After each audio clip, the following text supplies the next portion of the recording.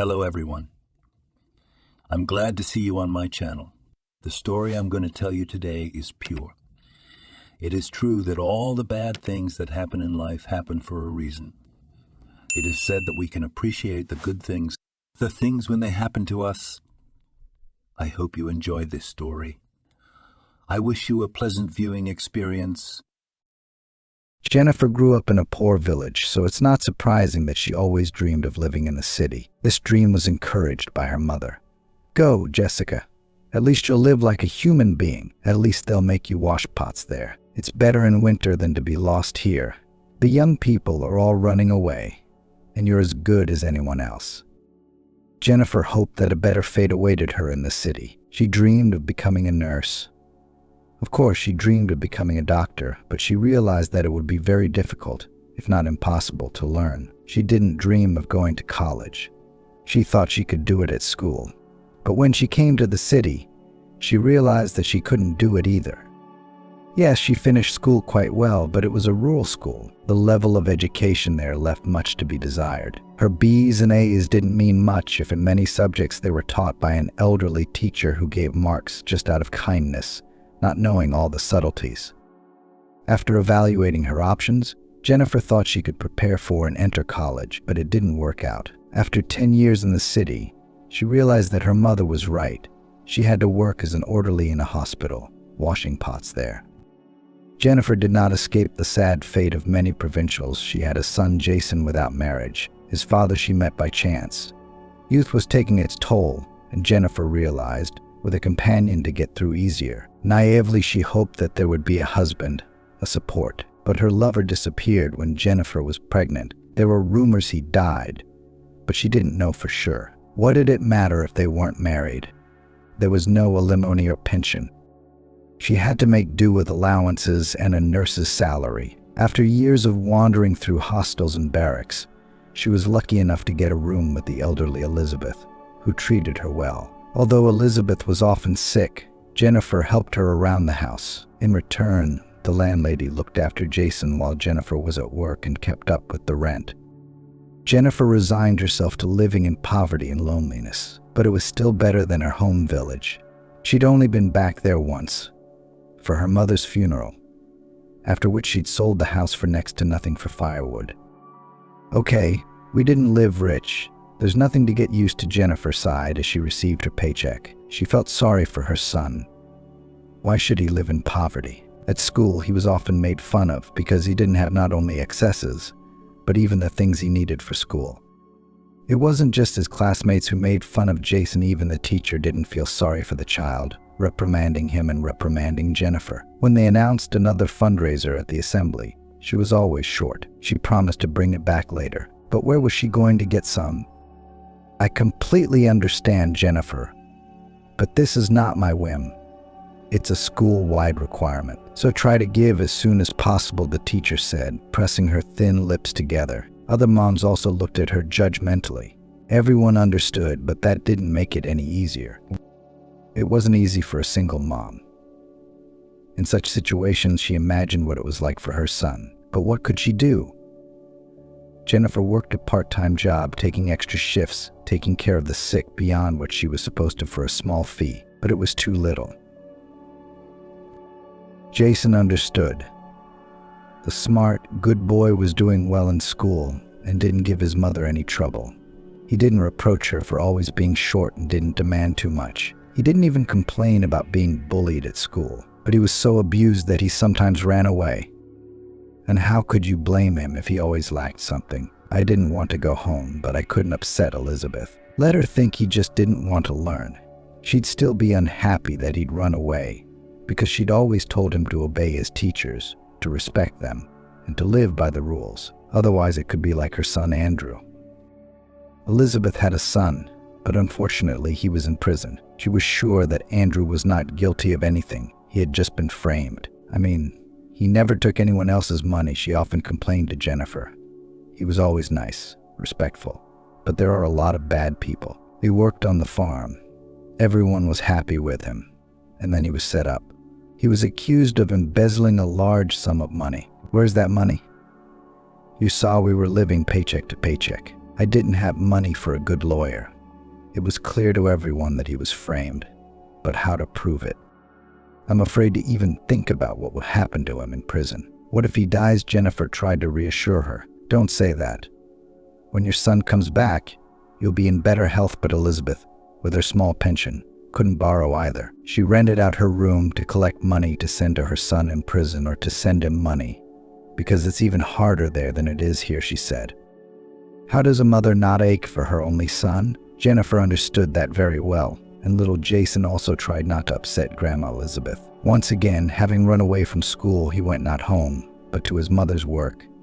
But he didn't say why he left early. He said the last gym class was canceled. But Jennifer realized what was wrong. Jason didn't have the right uniform for gym class. His sneakers were torn, and he couldn't buy new ones yet, so Jennifer didn't scold him. She patted him on the head and decided it wouldn't be a big deal if he sat in the back room until her shift was over. Gregory Lyon, the head of the department, upon seeing the boy, expressed his displeasure. But what is this called? Outsiders walking around the ward. This is a hospital after all, not something out there. Fine, if you're in a desperate situation, let him escort her out, but not walking all over the ward. But sitting in the back quietly and not bothering anyone, Jennifer assured him that his son wasn't going anywhere. He's quiet, calm, but how do you make a boy sit in one place? Especially in a new place where everything is interesting. Meanwhile, in the department we have not only rooms for all patients, but also a few paid separate rooms, where people who can pay for treatment lie. They're the ones I'm mostly worried about. That's it. Gregory Lyon, the rich have their quirks. They may not like to see a boy walking around the hospital who has nothing to do with the sick or the doctors. And anyway, the child doesn't belong here. Jennifer sternly ordered Jason to sit in the back room. You have your notebooks with you. Why don't you sit and do your homework or read something? Otherwise we'll both get kicked out. The boy obeyed his instructions faithfully. But then he went out of the back room to visit the toilet. In the corridor he caught such a scene from one of the patients from the very ward to which he could not even come close. That is, from the paid ward. A very beautiful and dressy woman came out. The boy even froze with amazement. It seemed to him that it was some kind of artist. Behind her a man was sticking to the wall. There is no time. Maxim, you'll have to forgive me, she said hurriedly. She kissed the patient, told him to get well, and hurriedly walked toward the exit. The man looked at her, embarrassed, then shifted his gaze to Jason. What are you doing here, kid? Is someone sick?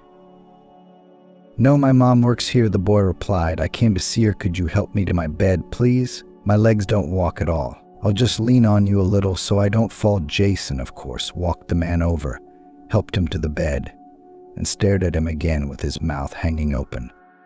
This time he was surprised by the collection of strange figures on the nightstand. They were animals, birds, little men, but the strangest thing was that they were all made of colored paper. Apparently it had been folded somehow, and such interesting things had come out. He'd never seen anything like it. Do you like my zoo? The man asked with a smile. Very much, replied the boy. How are the live ones? Do you make them yourself? Yes, and I learned myself once when I was a child, when I was like you. And ever since then I have been folding them, sometimes out of nothing to do. It's called origami. Would you like me to teach you? Can I do that? I really want to, but I don't think I can do it. Why not? I did it. Here, look how it's done. The man pulled another piece of orange paper from the stack and began folding it.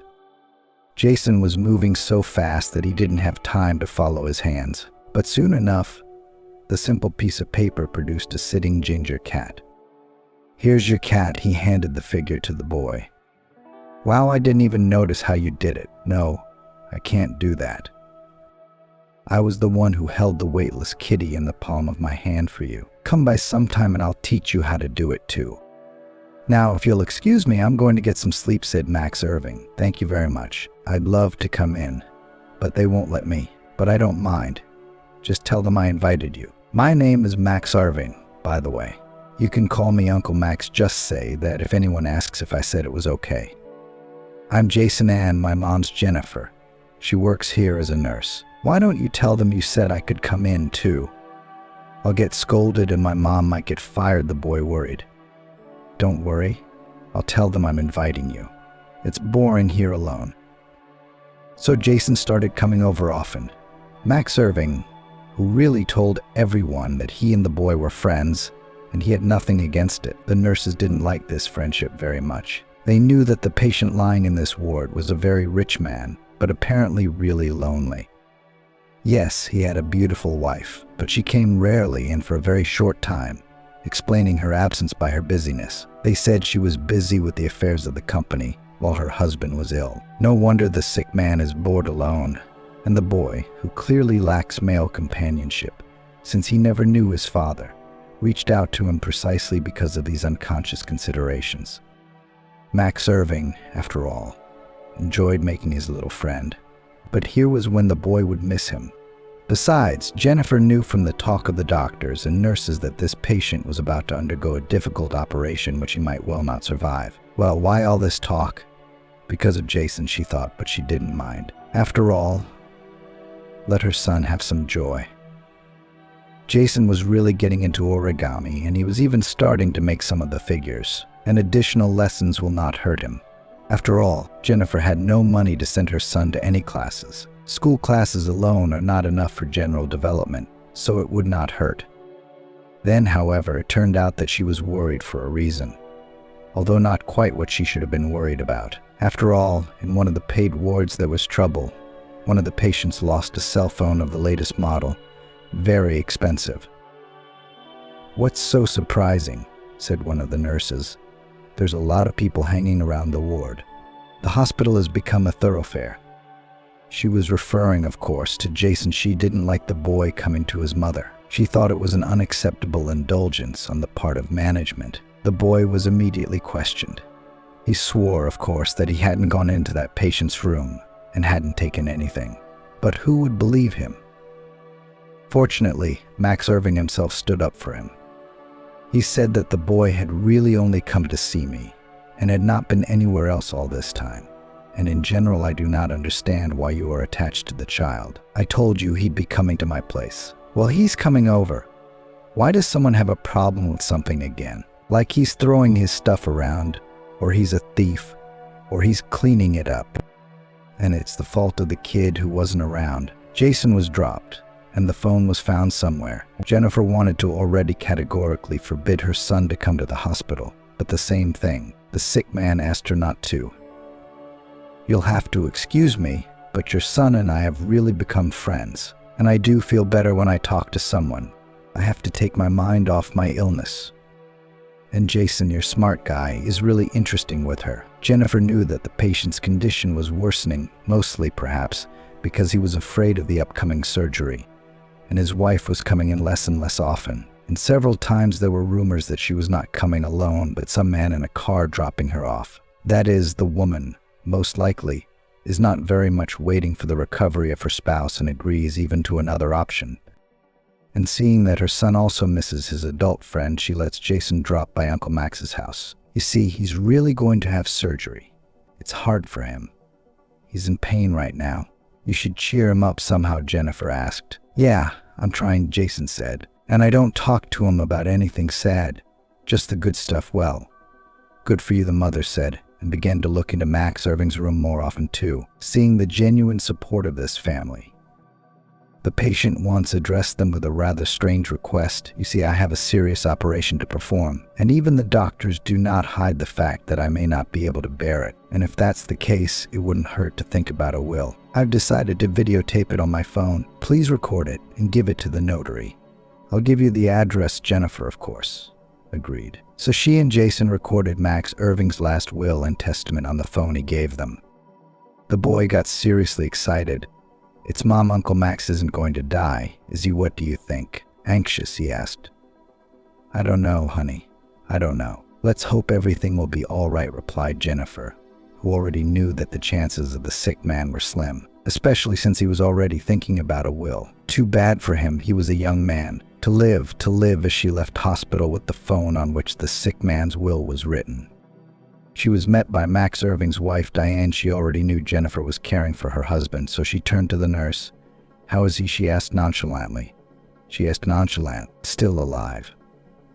No surgery. Diana did not believe that her husband would recover. She had already talked to the doctor and learned that the chances were slim. And in fact, other than Jennifer and her son, Few people believed in Max Irving's recovery. No, the surgery is scheduled for tomorrow. I think she told Diane we have good doctors. It should go fine.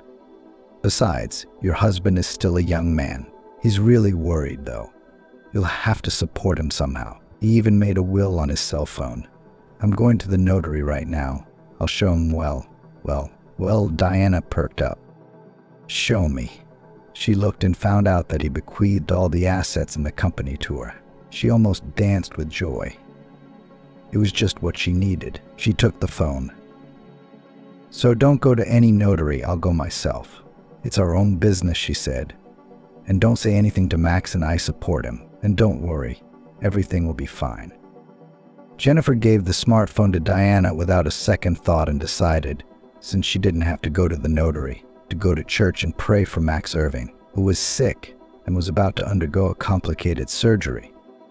Diana dropped in on her husband, chatted with him for 5 minutes and ran to the notary, but not to the one her husband had asked her to go to, but to another one who could dispose of this will in a much more favorable way. She was sure her husband's hours were already numbered, and now she would be a rich, cheerful widow, all the more so because she already had someone who was ready to replace her husband in every way.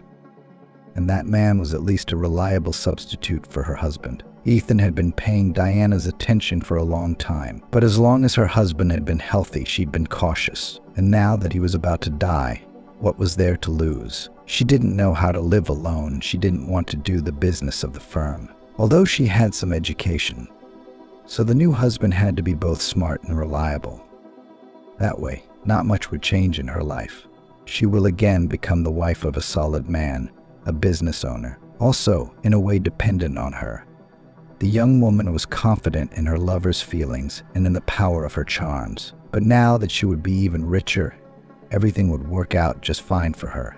It would be good if the notary could arrange it so that she could take her rights early, without having to wait for Max Irving's death. Of course, she'll have to share it with him, but that's all right.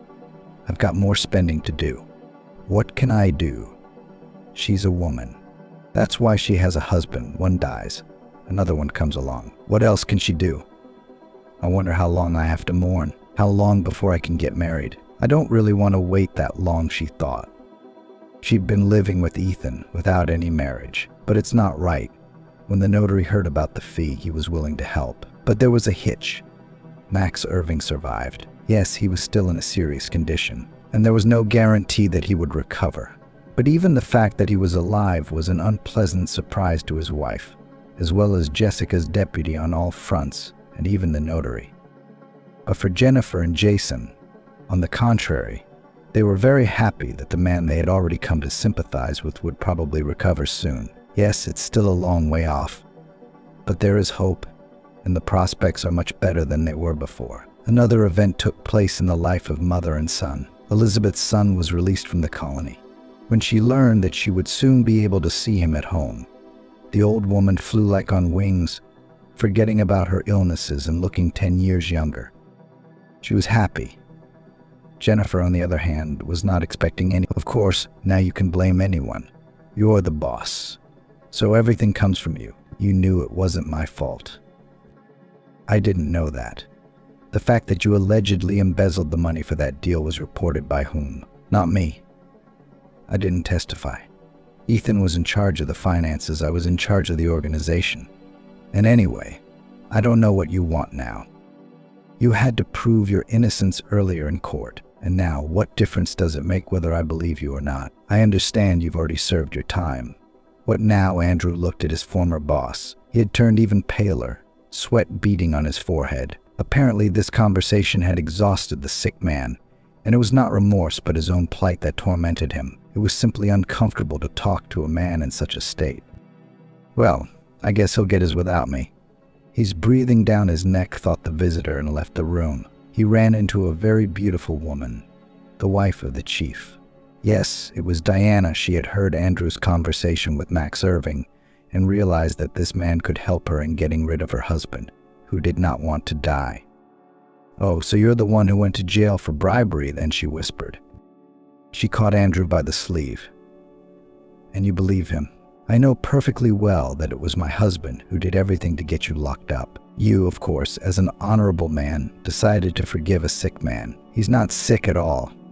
He's faking it. He didn't just set you up. He's got 40 enemies, and he's lying to everyone like this. You shouldn't listen to his lies, but deal with him like a man. So what? Do I like it with him? When he's lying like that, replied the astonished Andrew. Strange things you say? Well, why fight? There are plenty of ways to punish a man somehow. Well, to punish him for his misdeeds, you know. He's lying there in the tubes, disconnect something and it's over. Or you could slip him something. Thanks. I've been in jail before. Let the 40s do that, and I'll do it, Andrew muttered, ripped her manicured fingers from his sleeve, and went on his way, marveling at the callousness of his former boss's wife. God must have punished him not only with illness, but also with such a wife. It's a lot to think about, he thought, and no one noticed Jason standing nearby, who had heard the whole conversation. That was how she'd helped raise Jason. She was always ready to offer advice, motherly pity. She was the one who had to be buried, not his own mother. Jennifer felt truly orphaned. She was now the primary adult in her life and Jason's. It wasn't the elderly Elizabeth who was pitied. It wasn't the son who wasn't happy all the way through. Due to the funeral, Jennifer didn't come to work for a few days, and when she returned, she learned a terrible thing. Max Irving overestimated his strength, decided to walk on his own. As a result, he fell, hit his head, and fell into a coma. This gave his wife new hope. She was sure that now her husband would definitely die. She was already tired of waiting for this sad event. As far as her lover was concerned, too, the doctors had explained to her that Max Irving had a chance, albeit tiny, of recovery, so there's no way to take him off life support right away. We have to wait. If he stays like this much longer, you know what I mean. Diana didn't want to lose face even in this situation. She tried to make it look good. But he's suffering. We don't know how he feels being in that state. Maybe it makes sense to let him go. Do we have the right to torture a man when he's completely helpless? She said, breaking her arms. I understand, and in some ways you may be right, but everyone has the right to live. I know, and I don't insist on anything. But keeping him alive must cost money, and I don't have any. He's been ill for so long. The firm's gone under. I have practically nothing to live on. For the time being, he'll be supported by the state.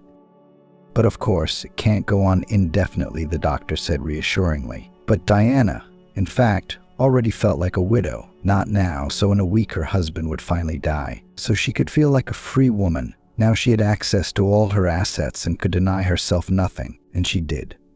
True, in her naivete and self-confidence, she'd let Ethan use everything. But for the time being, everything was as it should be. True, the lover sooner got tired of waiting. For a week, a month and a half had passed, and Max Irving lay there, neither conscious nor dying. You understand, something so will start soon, and we will be left with nothing, the lover said unhappily. So what am I going to do? Not kill him? I don't want to sit in jail, Diana justified herself. And who pays for his stay in the hospital? Am I? Would you at least think about what it would mean for us? Ethan boiled. Am I crazy? Spend money on something like this?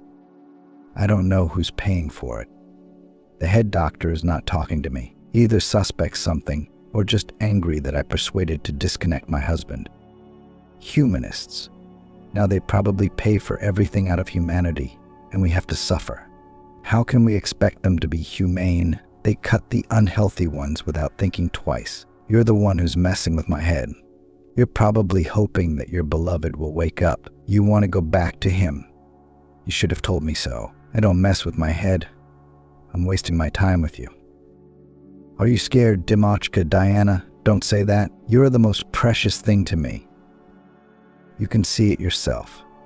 I only want to be with you. It was true. Despite all her dexterity and unscrupulousness, Diana realized that quickly find a new man who would be so well versed in business and agreed to take her as a wife will not be possible. And the search may not end at all as desired. There's the risk of being left alone with no money. But for some reason, she trusted Ethan. Turns out she shouldn't have. He'd had enough of his mistress, who'd been too self-important before. And now, having intercepted her husband's money, she got naked. As a result, one day Ethan simply disappeared with all the money that Diana already considered his. She was left with nothing. Her husband is not sure if he'll survive or not, and if he did, wouldn't she be held responsible for the missing money?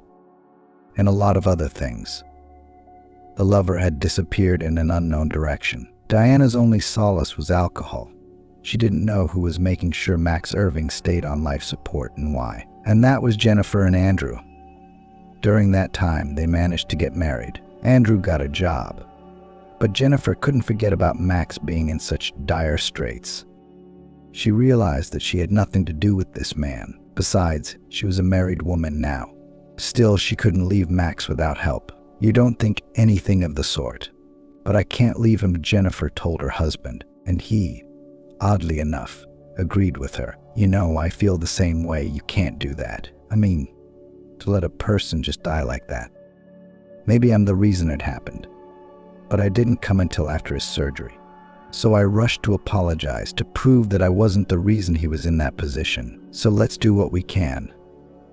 There are enough people who want him dead without us. We'll do the opposite, save a life. See if it counts somewhere." And so, while they had the opportunity, they paid for Max's stay in the clinic.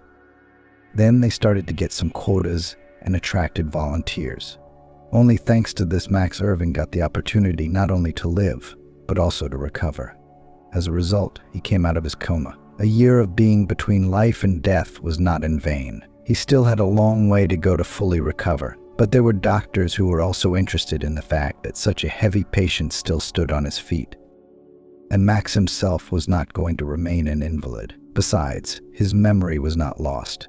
He remembered everything that preceded the illness. He also remembered the role his wife had played in what had happened. He decided beforehand that he wouldn't stay with her. Now that he knew what kind of person Diana was, he felt nothing but disgust for her. Diane, by all accounts, had already buried her husband.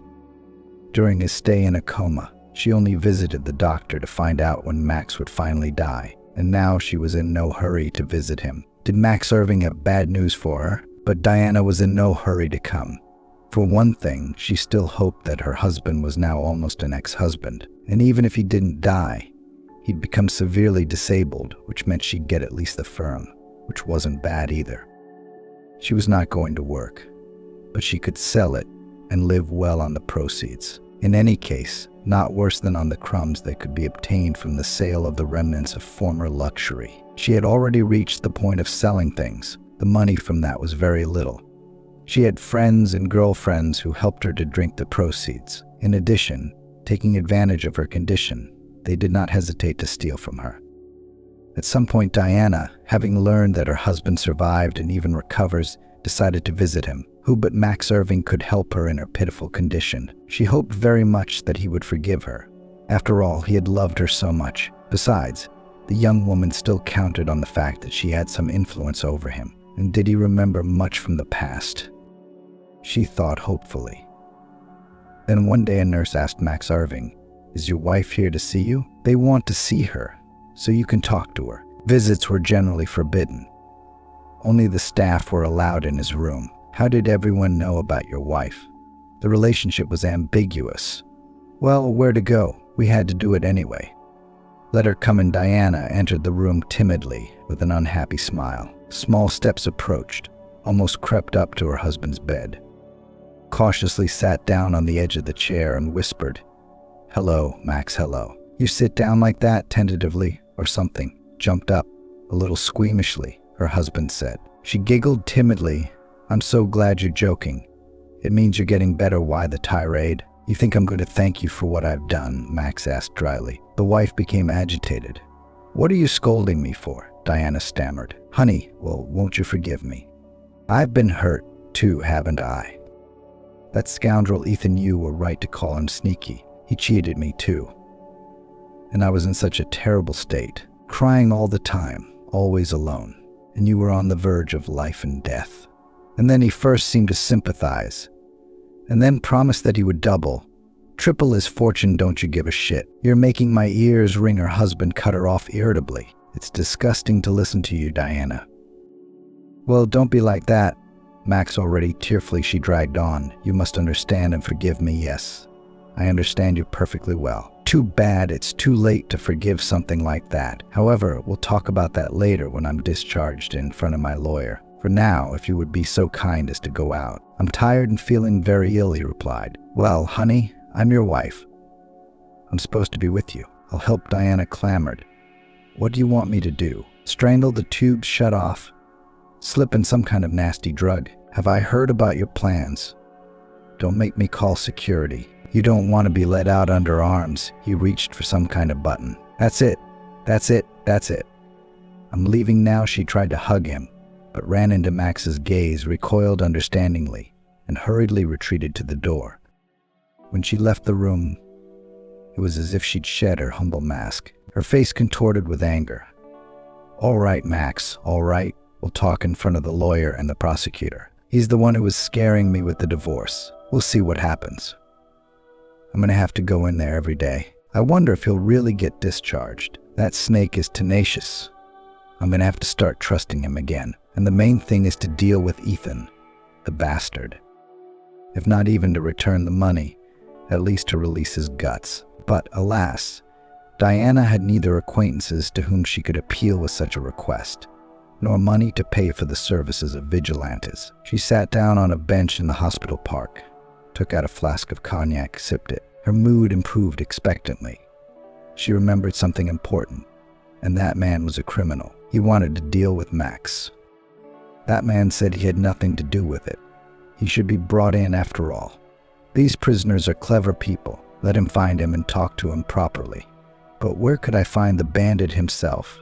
During these thoughts, Jennifer managed to take a drink, which gave her courage and awakened some memories. She remembered that the person she was looking for had something to do with the local nurse, or nurse, as Jennifer called her again. She had gotten the address of this very employee from the Hardy medics and had gone to see her, but it turned out to be quite simple. Jennifer wasn't home. The door was opened by the same ex-convict who lived with her, drunk as always. Jennifer was eloquent and persuasive. So, he changed his mind about killing my boyfriend. That's good for you, of course. It wasn't Max Irving's fault. I looked into it. He's got some connections. And you've decided to forgive everyone else. Well, yours really isn't. Where's the guy who put me up to all this? I don't even know. If you did, you'd tell me. Andrew's a little wary. I don't want someone like you to find him. Tell me. You're afraid. Just say so. The guests excitedly encouraged. You must keep your tongue to find him. You need to know who, how, and where. And I don't know. But you're good. You need to point your finger at him, then you'll find him.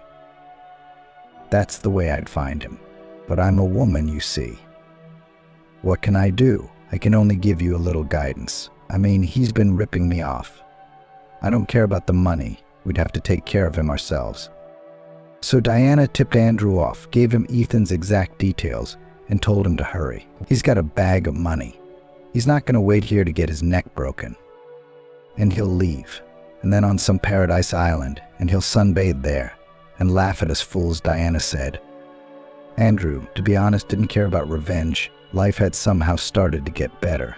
It was a pity to lose what had appeared in recent years. But on the other hand, how could he forgive all that this scoundrel had done to him? Especially after this beauty's words about cowardice, about how the scoundrel would be happy and well off. Andrew would never go to a place like this and take his family and kids out. No, not at all. He didn't like that. To find his enemy, he turned to a fellow inmate he'd served time with. I mean, the man who owed him a favor. Andrew had saved him from a very big trouble during his time in prison, and he had promised to help everyone in a difficult situation. He wasn't going to torture him much by reminding him of that debt. It was saved for some special occasion, and here it was. He didn't remember the name of this friend, and maybe he never knew it. Back in the zone, they called him the Bogeyman.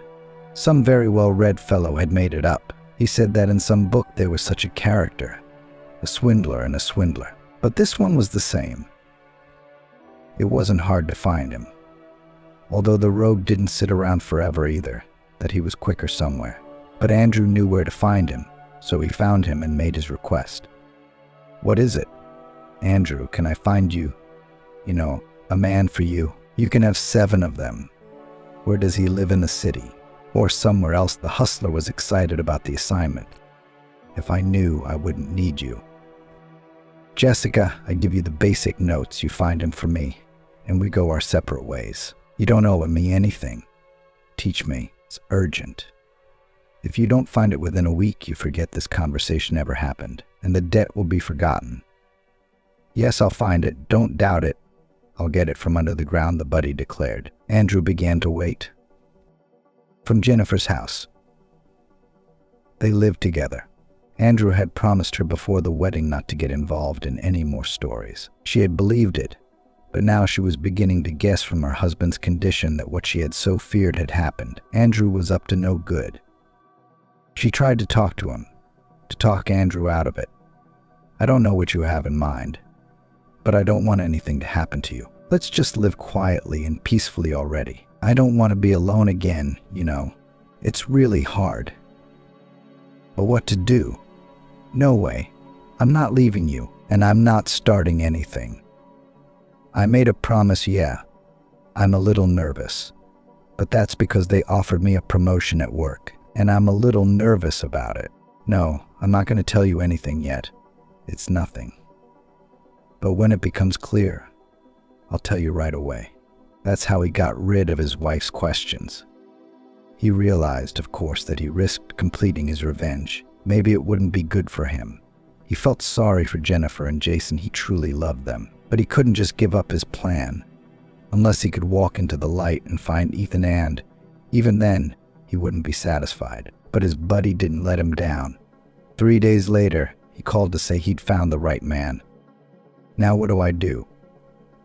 "Give him something," he asked. "Absolutely not. In general, forget about me about him. I'll take it from here, to be honest." Andrew didn't yet understand what he was going to do. Kill his enemy. It's not an easy thing to do, and punishable. And what good would it do to kill Ethan? Make him go to the police. Get him to confess. That way he clears his name and Ethan goes to jail, and it's not any easier.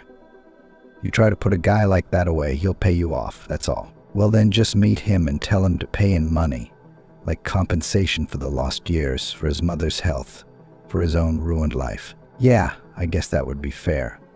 And money with Jason wouldn't hurt. It was clear that this scoundrel wouldn't part with his savings so easily. I mean, you could threaten him with something. Ethan's a coward. Andrew already knew that, but he didn't know that he was so cowardly and lacking in dignity. Andrew drove up to Ethan's house, which of course was hiding from everyone, law enforcement, former creditors, Diane, and of course Andrew. He was waiting for the time to draw up the documents and easily go abroad with all the money he already considered his own.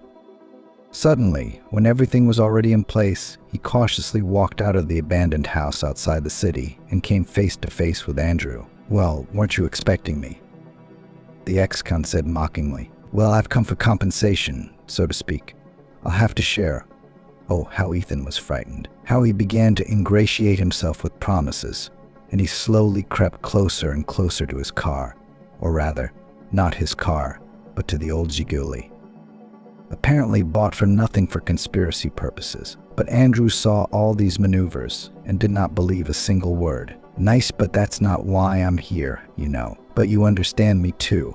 Not in my pocket. I carry money." Ethan clasped his hands to his chest. "Now I'll go to cash it. We'll go together." Andrew took him firmly by the elbow. "But Andrew, you should not be there. You could ruin everything, but don't you realize I'm in a semi-legal position now? If he sees I'm not alone, we'll both be left with nothing. I'm almost out of nothing now. You don't think I'm getting left behind, do you?" So he moved closer and closer to the car, hoping to elude his pursuers. But Andrew managed to jump into the back seat. Ethan broke free, but there was nowhere to go. He had to go, but where and why share? He wasn't going to share a dime with anyone. He hoped to get away from Andrew somehow. He kept talking about some difficulties that wouldn't allow him to get the money right away. Andrew, already annoyed by the lies, couldn't take it anymore and grabbed Ethan by the back of the body to scare him. "I'll beat you with my own hands right now," he yelled, overly frightening his enemy. Ethan threw the steering wheel, trying to unclench the hands that were strangling him. The car, losing control, slid across the road and was literally crushed by the oncoming truck. The bodies of the two men were barely cut from the wreckage of the car. Jennifer was devastated by this news. She had just thought that life was getting better.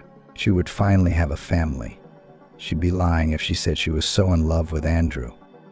But she believed him, believed that they would be happy, that she and her son Jason would have someone to take care of her. And the worst part was that after the funeral, she realized she was expecting her late husband's child. So now she would be a single mother with 2 children, and her second child would face the same difficult fate as Jason. Why do they have to go through all this? Why is it worth only a little bit of rejoicing, but then comes new trouble, funerals, and hard times? Once again, she was cut off from her daily life for a while, and she didn't even know how Max Irving was doing. Meanwhile, he was convalescing and improving not only his health, but also his affairs, which had fallen into disrepair during his illness. The lawyer became a regular visitor to his chambers. The first thing he did was to start divorce proceedings with his wife. Then he tried to see if he could recover his assets. After all, Ethan's death had helped him solve some of his own problems. Jennifer, on the other hand, came to work after the funeral with weight loss and sunken eyes. It was clear without explanation that things were not going well for her. "What's wrong with you?" Jennifer Max asked, seeing her after a long absence. "Are you sick?" "It's not good here without you. No, I'm not sick," she sighed and couldn't help but cry as she recounted the misfortune that had befallen her. Max tried his best to calm her down, but Jennifer only waved her away. "Come on, I guess it's my fate. There's nothing I can do about it. How are you doing? I see you're getting ready to be discharged already." "Yes, I think I could be discharged right now, but I have some personal matters to take care of first, so I'm in no hurry to go back. I'm thinking of divorcing my wife." "What about her?" Jennifer was surprised, and she couldn't help but sympathize with women who found themselves in such a situation. She knew exactly what it was like to be alone and unsupported in such a situation, but she didn't sympathize. "Well, you don't worry about her," Max waved her off. "What? She doesn't have kids. Leave her not naked and barefoot. Besides, she's got an education. She can get a job if she wants one, which I really doubt. She was used to taking care of herself, but this way she might find another husband. After all, if she doesn't drink, it's quite possible," Max said. As she started drinking, Jennifer was glad that at least she wasn't prone to that herself. "She has that weakness," Max replied without much sympathy. He knew that Diana, left without a lover and without a husband, had begun to drink more and more often, and to drink seriously. Perhaps in this way she wanted to sympathize with her ex-husband, to show how badly she felt alone, and thus to win him back. But Max did not think about anything like that. He was happy to be separated from this lying, sneaky traitor. If he hadn't known about the way she'd behaved, the way she'd planned the murder, he might have thought it wasn't worth divorcing. But now he didn't care at all what happened to her. Jennifer, on the other hand, had struggled hard to cope with her life's hardships without losing her humanity, eliciting in him fervent sympathy and empathy. During the time that she was not around, Max Irving realized that his attitude to this nurse is far beyond friendly. Only she herself was completely unconcerned. The last thing she was thinking about was her personal life. What kind of personal life could she have if she was pregnant? And sensing Max's interest in her, she tried to meet him less often. They should not be deceived and fill themselves with excessive hopes. All the more so because soon Max Irving was really discharged, and they had no opportunity to meet. They exchanged phone numbers just in case, but saw no reason to call each other. Neither had time. They both had their own things to do. Jennifer was getting ready to inherit an inheritance. At least there was one good thing about what had happened. Now she and her son had an apartment. There would be no need to wander around dormitories and spend money on living expenses. Going through the late Elizabeth's papers, she learned a lot more about Andrew's birth. He had told her that his mother had confessed before she died that he was adopted, but something more detailed apparently she hadn't had time to report. Now, from the documents Jennifer had found, she realized that her late husband and Max Irving were siblings. They had the same mother, and she died shortly after Andrew was born. Max's older son was given to an orphanage, and newborn Andrew was adopted by Elizabeth. She left him a small note, which the deceased did not find and therefore never had time to read. It informed him that he had a brother. She gave him his first and last name, and it was Max. Jennifer felt it necessary to inform Max Irving himself. The man was overjoyed by her call. "I'm sorry, Jennifer, I've been meaning to call you myself, but I've been hesitant to do so. I realize you're going through a lot of grief and worry, so I didn't dare bother you. I know it's for you and Andrew. I should be grateful to be alive," he said. "We couldn't have done otherwise," Max sighed. "I think Andrew somehow felt his kinship with me. I can't explain his involvement in any other way." "And what do you attribute your involvement to?" Annie asked. "Perhaps you felt that I cared for you," Max finally dared to ask. A relationship soon developed between them, even though Jennifer was expecting a baby. It was hard for her to understand how Max could love her, since she was pregnant by someone else. "And that doesn't affect you at all?" she asked in surprise. "But it's not from a stranger. It's from my own brother, whom I've never really gotten to know. But he helped me without knowing that we were related. And you are also very dear to me in this difficult time. I've been hesitant to tell you, knowing that you don't have time for this," Max said. Jennifer was, of course, not in the mood for any new relationship. She realized that now she was not in a position to build one, even if she had awakened feelings for Max. It didn't give her the right to make any confessions, but it was very hard for her to be alone. She needed support, and so she didn't want to push Max away, especially after he had confessed his long-standing feelings to her. Soon after the birth of their daughter, they got married and became quite a happy family with 2 children. They were not going to stop with these 2.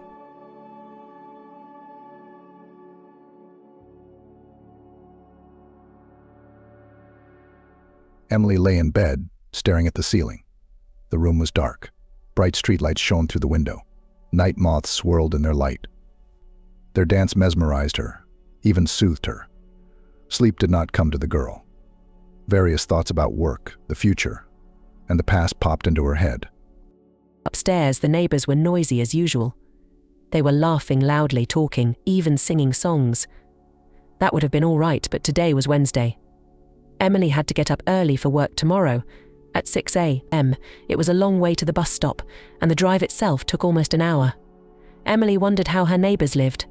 Okay, the old people got pensions, but the young? The family on the top floor is having a party right now. Do they really live on children's allowances? And the neighbors have a lot of kids. Dirty, hungry, in rags, perky. They grow like weeds. They're often sick, even die, because of parental neglect.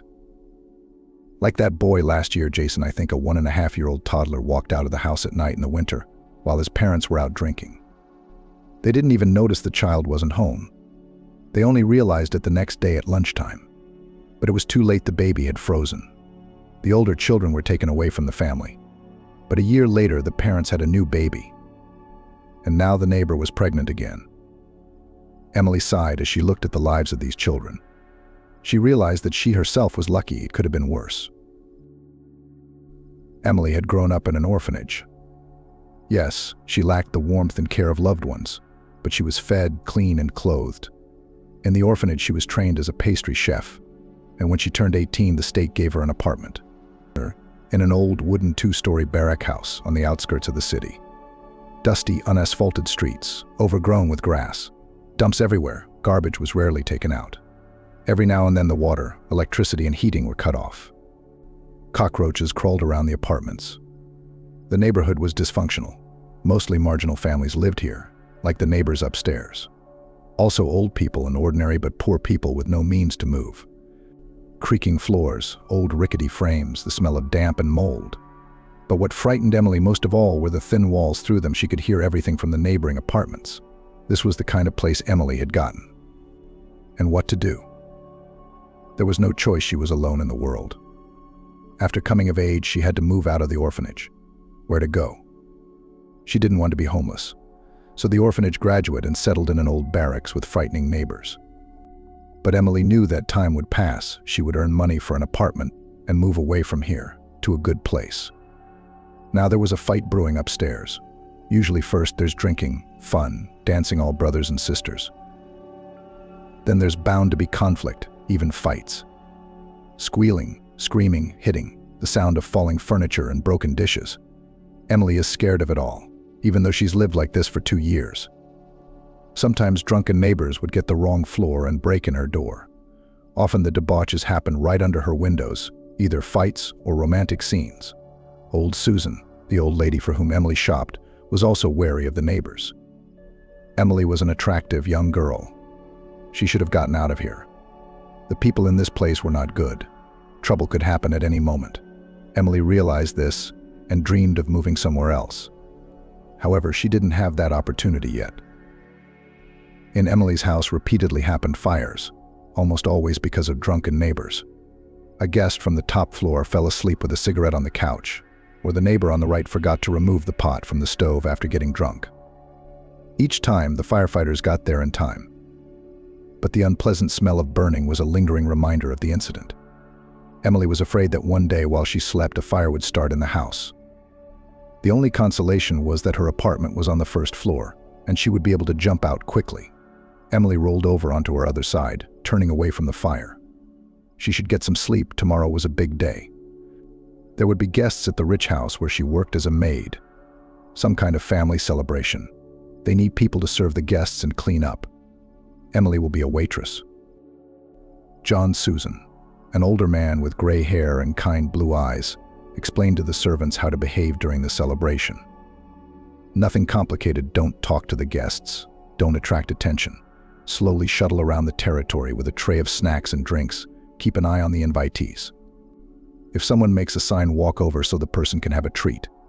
These will be people from a very different life. They never had to spend the night in an old barracks with creaks, piles of garbage, floors, and crowds of cockroaches. They don't have drunken neighbors keeping them up at night. These lucky people wear expensive fancy clothes, fly to exotic places with luxurious names, drive beautiful cars. A different world that Emily had only ever been able to observe from the outside. After a day of work in the midst of beauty and luxury, it was unpleasant and painful for Emily to return to her shabby apartment. From upstairs came swearing and profanity. A man's husky voice shouted foul language, and a woman's voice responded with equally harsh words. Emily covered her ears, not wanting to hear it. It was getting dreary. The gray life seemed bleak, joyless, and alien. Then Emily remembered her early childhood, a time when she was truly happy. A sunny summer morning. Her mother was tying her a beautiful bow. The girl admired her reflection in the mirror. Just a doll, smiled her mother, correcting the collar of the dress of her favorite daughter, and they would go to the park. Mom was on vacation.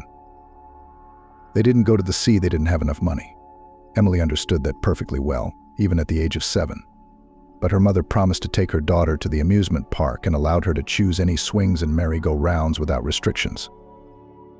How pleasant it was to walk hand in hand with her mother down the alley to the park, from where music, cheerful chatter, and children's laughter were already coming. It was light and joyful at heart. Emily felt beautiful and happy. And most importantly, her mother was near, always calm and warm. It was a pity that she had to work so much. But Emily understood otherwise. There was no other way, because they had no daddy, so Mom had to pull everything alone. Emily helped as much as she could, cleaning, even learning to cook simple dishes. Emily smiled as she lay in bed. The noise upstairs didn't bother her anymore. She thought of her mom, her slender silhouette, her long hair. Beautiful. What a clear voice she had. But her mother's face was lost in the fog. No matter how hard Emily tried, she couldn't remember its features. Probably because when they were separated forever, Emily was only 9 years old. She barely reached her mother's shoulder. Emily had always admired her mother's face. However, she rarely saw that face in everyday life. It was a shame, but it couldn't be helped. But she still had the pictures. An old, thick album, slightly battered by time. It was practically the only thing Emily had inherited from her mother, except for a simple pair of gold earrings, a chain, and her mother's dainty wristwatch, all of which Emily had received upon graduation from the orphanage. She had nothing else. Emily realized that she and her mother lived poorly and very lonely. Emily had no grandparents or uncles and aunts. It was true that her mom's friends often came to their small apartment. They brought Emily presents and played with her. It was fun and enjoyable, but still not the same. Emily was secretly jealous of her friends who went to visit their grandmothers every now and then. Listening to the girls' stories about the hot cakes and candy the old people gave them, Emily was envious. She, too, wished she had many relatives. The girl, still very young, felt some emptiness in her chest. But she couldn't express her feelings clearly. Sometimes she tried, but her mother hugged her and asked, "Is it bad together?" No, answered the girl. Of course she was happy with her mom. Emily did not want to upset her favorite person. Therefore, she tried not to ask questions about relatives. And suddenly Mom will think that Emily is bad with her since she dreams of someone else. One day, something strange happened. It was New Year's Eve. Mom had some guests over, her co-workers. They all together decorated the Christmas tree, cooked salads, joked a lot, laughed, and even led round dances to the joy of the girl. It was fun. And then Emily was tired and went to bed. And the adults continued the celebration in the kitchen. Emily heard muffled voices coming from there. Her friends were clearly engrossed in conversation. The girl was suddenly bored. She got out of bed and went to the bookcase, deciding to read a little, especially since someone from the guests gave her a big book of brightly colored fairy tales with pictures. But for some reason, the girl took a puffy photo album from the shelf. Emily liked to look at the pictures. The pictures were of her mom, either with friends or alone. Some of the photos preserved moments when Emily wasn't even alive yet. On others, she was already a newborn in a cradle and onesies. There were school pictures of Emily and fresh ones. That evening, the girl noticed that there was something under one of her mother's portraits. Emily gingerly ran her fingers under the picture and pulled out an old, folded in half photograph. It was wrinkled, as if someone had been looking at it for a long time. There were strangers looking at the girl from the picture. Among them was her mother, who was very young. Everyone had gathered in the flowering garden, apparently for a picnic, for they were sitting on a blanket spread under the trees. The men and women were smartly and richly dressed. A lady with a heavy gaze and regal posture stood out. High hairstyle, large eyebrows, a mole on her cheek resembling a bold drop of wine, bracelets, a massive necklace. This look somehow didn't fit with the picnic. Even 9-year-old Emily could see that. Strange, why had the photograph turned up hidden? And who were these people? The girl immediately had a lot of questions. And so she, grabbing the mysterious photo, went to the kitchen. "Oh, why aren't you asleep?" wondered Aunt Sandy, one of Mom's friends. She made a quick gesture to hide her cigarette under the table. Emily grinned, as if she hadn't noticed anything, as if she wasn't aware that adults were sneaking smokes from her. It was funny. "Are we making noise disturbing you?" No, Emily shook her head. "I found this interesting picture. I want to know about it." "What kind of picture?" With a smile, her mom held out her hand to the find. Emily saw the picture and turned pale. The smile fell off her face instantly.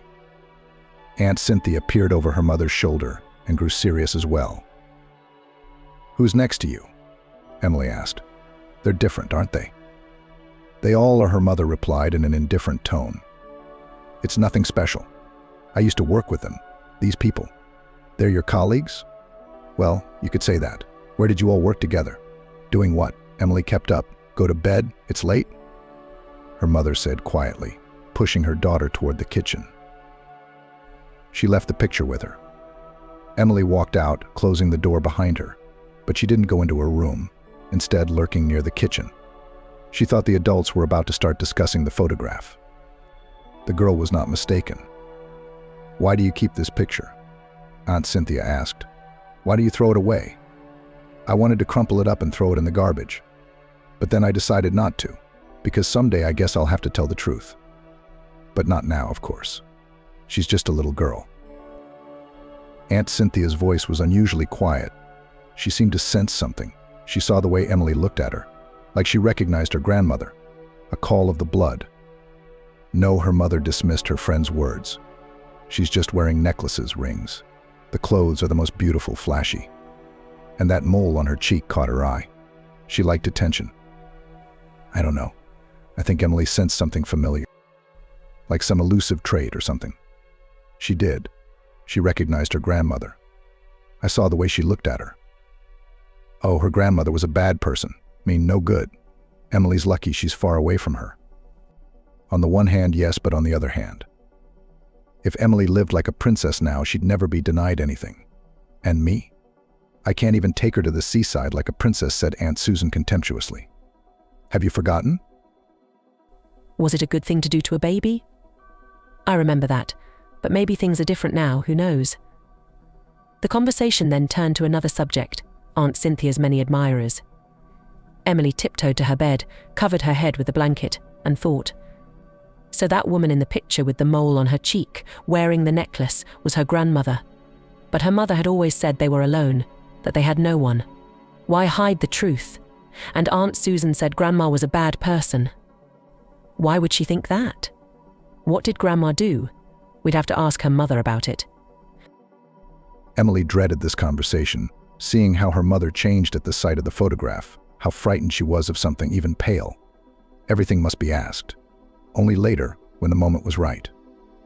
Her mother came quietly into the room. Emily pretended to be asleep. The woman took the album from the table, leafed through it, sighed, and returned the photograph to its place under her portrait. Since then, Emily had often looked at that picture. When her mother wasn't around, of course. The domineering woman with the cold and frankly contemptuous gaze was no stranger to her now. Emily knew it was her grandmother. Perhaps they would even see each other someday. That was Emily's last happy year. The next New Year's Eve she met at the Zaria orphanage. Confused, scared. Because in early December her mother was hit at a crosswalk by a drunk driver at high speed. She was not even taken to the hospital in time. Emily spent a few days with Aunt Cynthia, her mom's friend. And then people came, 2 men in uniform and a woman with a stern, cold stare. Aunt Cynthia gathered her favorite things and hugged her niece. Tears rolled from the woman's eyes. "I'll visit you," she promised. For several years in a row, she faithfully visited Emily at the orphanage once or even twice a month. The girl looked forward to these meetings. A familiar loved one reminded her of a past happy life, however. Then Susan met another man of her dreams and left with him to another city. Their dating stopped. By that time, Emily had already quite settled in the orphanage and even made friends. It turned out that life in the orphanage was quite tolerable. Children were well fed, clothed, taught, and entertained. They were taken to the movies, circus, and sent to summer camps. Of course, maternal love, care, and warmth Emily very much lacked. She often remembered her mother before going to bed, sometimes smiling and sometimes crying. In the orphanage, the girl learned about the surprising truth about herself. It turned out that her mom was not her own. Emily was about 14 years old when she accidentally overheard the conversation of the educators. The women were discussing the difficult fates of children in the hall after the holiday. They'd had a few drinks, relaxed, and their tongues were loose and their guard was down. The educators were sitting on a sofa in the hall. They thought everyone was asleep by now, for about half an hour ago they had been called out. But Emily was on duty that night, which meant cleaning up after everyone else. She was the one the kindergartners were discussing. What's Emily's fate? Sighed Alana, a full woman with huge glasses. One has to think about it. After all, she was left an orphan. They say lightning never strikes twice her partner. A very young girl named Emma shook her head. And something incredible has already happened to Emily. Emily, who was walking nearby, froze and listened. Something very strange was happening. You know, she was dropped off to this woman, right on her doorstep, just like in the Middle Ages, Alana clarified. Apparently someone knew she was dreaming of children, but God wouldn't let her. We're all aware of it here, Emma nodded. Emily is such a beauty. She has so much innate nobility about her. I wonder who her real parents are. Maybe the daughter of some rich people walking around? Got rid of the disgrace. No, objected a colleague. More likely some alcoholics planted her. Who else does that to children? My mom wasn't my own. Emily couldn't hide any longer. She needed to know for sure. The kindergartners were embarrassed by the gossip. But the way back was closed. Emily had heard everything. You would have found out anyway, but later, at graduation, Alana admitted quietly. You were dropped off by your foster mom. And then she died, and you were orphaned again. Don't worry, you're an adult. You'll be back on your feet soon, and it won't matter anymore, Emma encouraged. Do you know anything about my real parents? No, Alana looked at Emily with pity. Your mom didn't even try to find out anything. Probably was glad she had you and was afraid the relatives would take you away. Emily returned to the bedroom. She had learned the truth of her fate. The news seemed like it should have shocked her. But somehow the girl remained calm and even cool-headed. Did it matter whether her mother was her own or not? The main thing was that they were very happy together. The girl had no doubt that her mother loved her. Later, Emily began to think about her real parents. Who are they? What made them give up the child? Are they still alive? Does she look like them? The girl realized that when she grew up, she would definitely try to find them. However, she had no idea where to start looking for them. She had no information about her relatives, except that Cynthia, a close friend of her foster mother, might have known something. Surely they must have shared secrets with each other, but finding Cynthia herself would be difficult. A few more years passed. Emily came of age and left the orphanage. She was given a modest inheritance, simple jewelry of her mother, an old photo album and the keys to the apartment. The first thing the girl did was to check if the mysterious photo with the bossy woman and her grandmother was still there. I wonder if it was her real grandmother or her adopted grandmother. Probably couldn't tell now. At first, Emily was in complete shock at the apartment she had received from the state. Of course, she was very frightened by the new neighbors. It was not easy for the girl to adapt in the orphanage. She had friends. Teachers supported her. But now, in her new life, she found herself completely alone. She had to learn everything on her own: cooking, cleaning, paying for utilities. Emily could not get a job as a cook. They would not take her anywhere without experience. So she got a job as a cleaner, cleaning the entrances of apartment buildings. The hard work took a lot of effort, and the pay was low. But there was no choice. She had to live on something and pay the bills. One of Emily's partners, Aunt Susan, once pitied the girl. "It is clear why I clean at my age. It is just a part-time job to buy gifts for grandchildren. And you are young, beautiful. Can't you find something better?" If they won't hire you as a cook, why don't you try a job as a maid in a rich house? They'll hire you for sure. You're as pretty as a picture. And rich people appreciate beauty. Emily decided to take Susan's advice. In the evening, she called several advertisements for maids. She didn't like the first house. The owner was too frank in his scrutiny of the young girl, but the second place attracted her much more. The interview was conducted by a stately grey-haired manager, John. It turned out that the owner of the house is an older woman, but Emily may never meet her, as she is hired to work in the guest houses and on the grounds.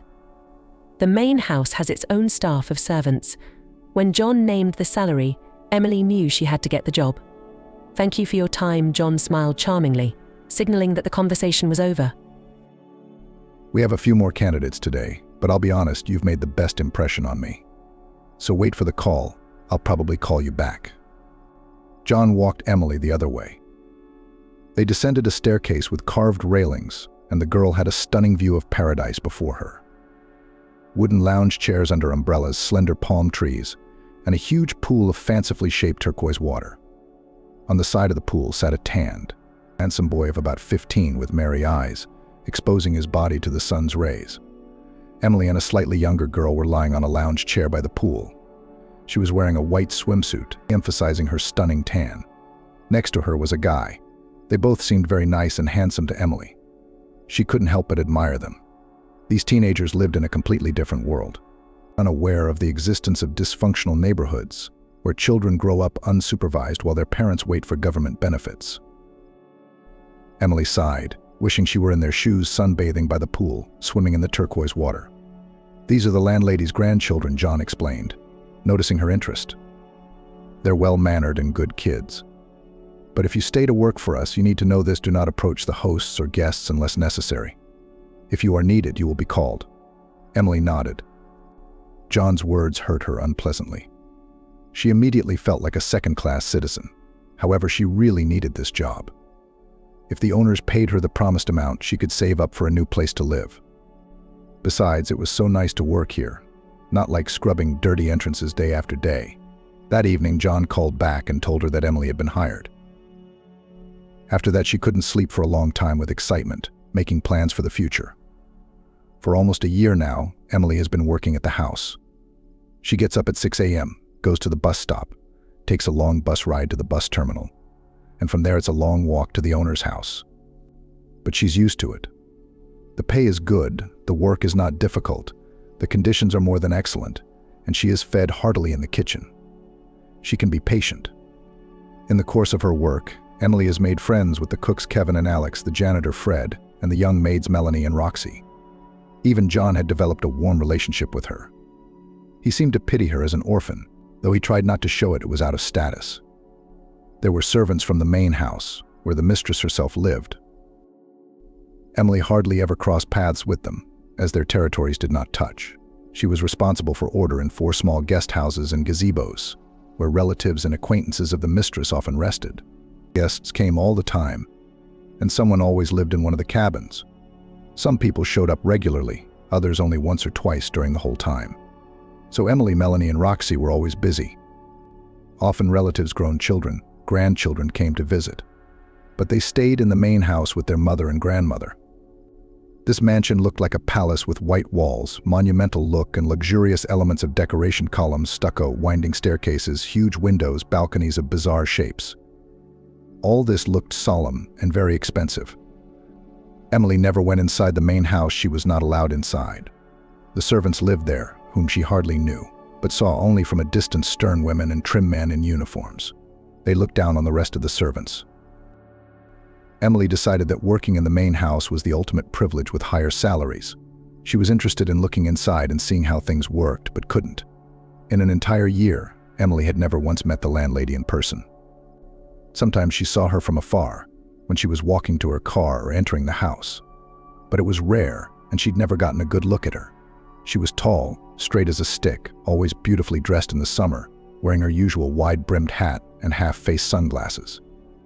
In the cold season, again in a hat with brim, but warm and wearing a black coat.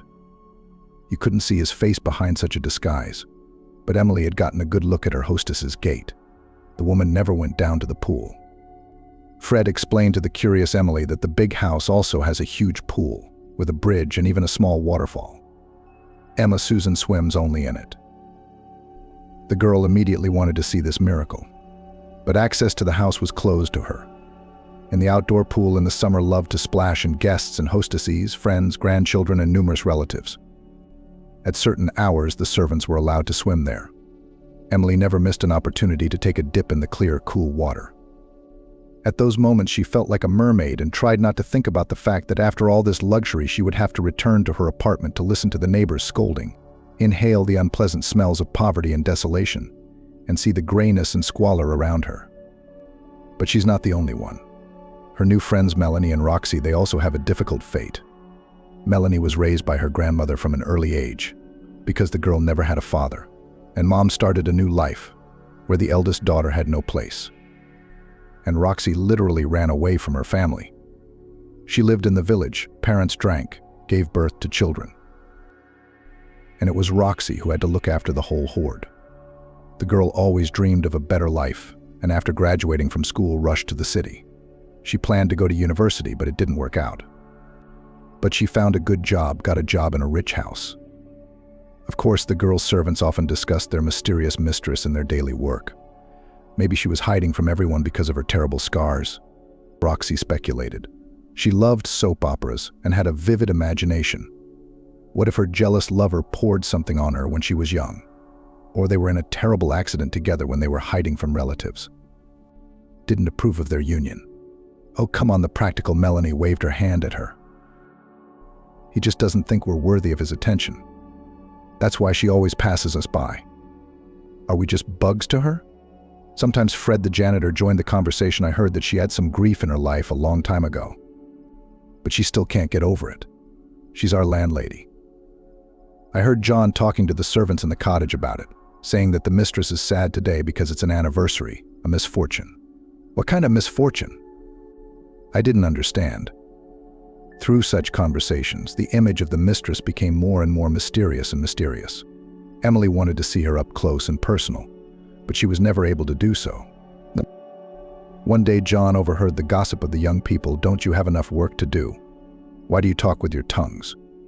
Emily and the other young servants were not afraid of him. The strictness of the major of the house was contrived, and the workers themselves worked hard, tried.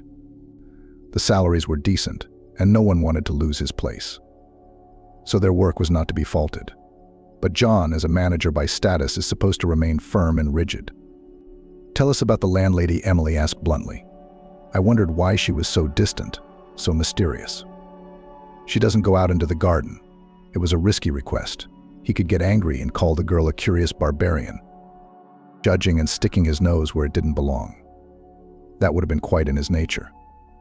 But the man suddenly, to the surprise and delight of the three friends, opened up Pamela as a golden person. She's kind, generous, which you couldn't help but notice. She does a lot for her sons and grandchildren.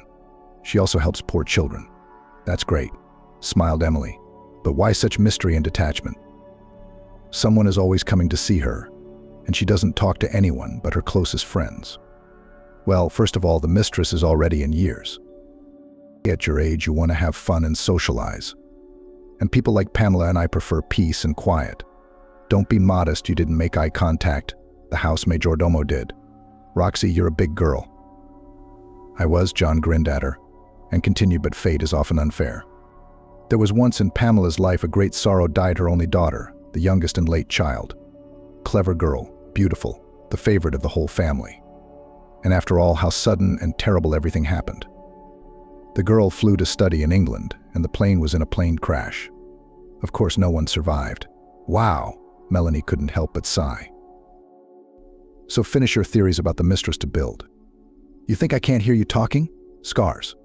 Unhappy love. John gave Roxy an expressive look. Well, ever since then, Pamela has been averse to noisy society, socializing and all that. She seldom gives soirees, only on the most solemn occasions. It tires her. She's changed a lot since the tragedy, and now she's getting older. So that's the story. There's nothing mysterious about the landlady. Just an unhappy person. Emily thought long and hard about the majordomo's words. It turns out that you can have all this beauty and still be unhappy. Emily rolled onto her other side again, looking out the window. In the light of the street lamp, night insects were hovering. Crumbs of them were reaching for the light at the upstairs neighbors. Everything seemed to have quieted down. Finally, the girl closed her eyes. Quiet, good calm. Emily didn't notice how she fell into a long-awaited sleep. The morning began, as usual, with the shrill ringing of the alarm clock. She struggled to open her eyelids. She had fallen asleep very late last night. She desperately wanted to spend at least half an hour in bed, but she couldn't, because the bus wouldn't wait for her. Emily struggled to get her head off the pillow and walked into the bathroom with her eyes still closed. A cool shower was always invigorating. The girl had a quick breakfast of a sausage sandwich and coffee. Melanie had said that someday the habit of such a breakfast would turn Emily into a fat woman, one who couldn't fit into decent clothes. But so far, the irregular gastronomic habits had had no effect on the girl's figure. Emily pulled on short denim shorts and a long, wide t-shirt, made a high ponytail, put her feet in sneakers, threw her backpack with a swimsuit, phone and purse over her shoulders, and left the house. At this hour, all her non-traveling neighbors were usually asleep, resting from the night's adventures. So walking down the road leading to the bus stop was even pleasant. But in the evening, Emily was always a little afraid to come home. She was especially scared of Kevin, the local first guy in the village. He even seemed to be working somewhere in the city, but like all his companions, he managed to drink almost every day, not denying himself the pleasure of having another affair. But everyone knew that Kevin had his eye on Emily. That was what frightened the girl, because if one day Kevin went from trying to get to know her more intimately to taking action, there would be no one to protect her. She was all alone. It would be good to go to work at the central cottage. The servants from there rarely leave the house. They even have a separate wing where they live. I wish Emily could do that too, she thought. And then Emily spent an hour traveling through the city on a half-empty bus. On the next trip, the bus would be crowded with people rushing to work, so that there would be no place for an apple to fall. In the meantime, it was quiet, calm, and peaceful. Emily even had time for a little nap. She opened the servant's gate with her own key and found herself in the garden. It was deafening, dizzying with scents the grass had not yet recovered from the dew. Emily inhaled a full breath and smiled. How nice, beautiful, pleasant, and most importantly, safe. Hi. Alex smiled at her friend. She almost always came before everyone else. She lived nearby. Roxy had already had time to change into her uniform, a strict dress of soft pink color with buttons. Good morning. John is gathering us all at 8:30 in the big gazebo. He has some important announcement. Either about today's guests or something else happened. All right, I'll get changed and I'll be there. This was unusual in Emily's memory. It was the first time the master of the house had organized a general meeting. Usually he gave his orders in person. This was an intrigue. When Emily arrived at the gazebo, everyone was already gathered there, including the almost unfamiliar servants from the main house. Her friends waved her over to join us. They took a seat for her. Well, it looks like we're all here now, John said, looking around at his subordinates. We're good to go. It turned out that in 2 weeks' time the hostess had an anniversary. On this occasion, a big celebration is planned.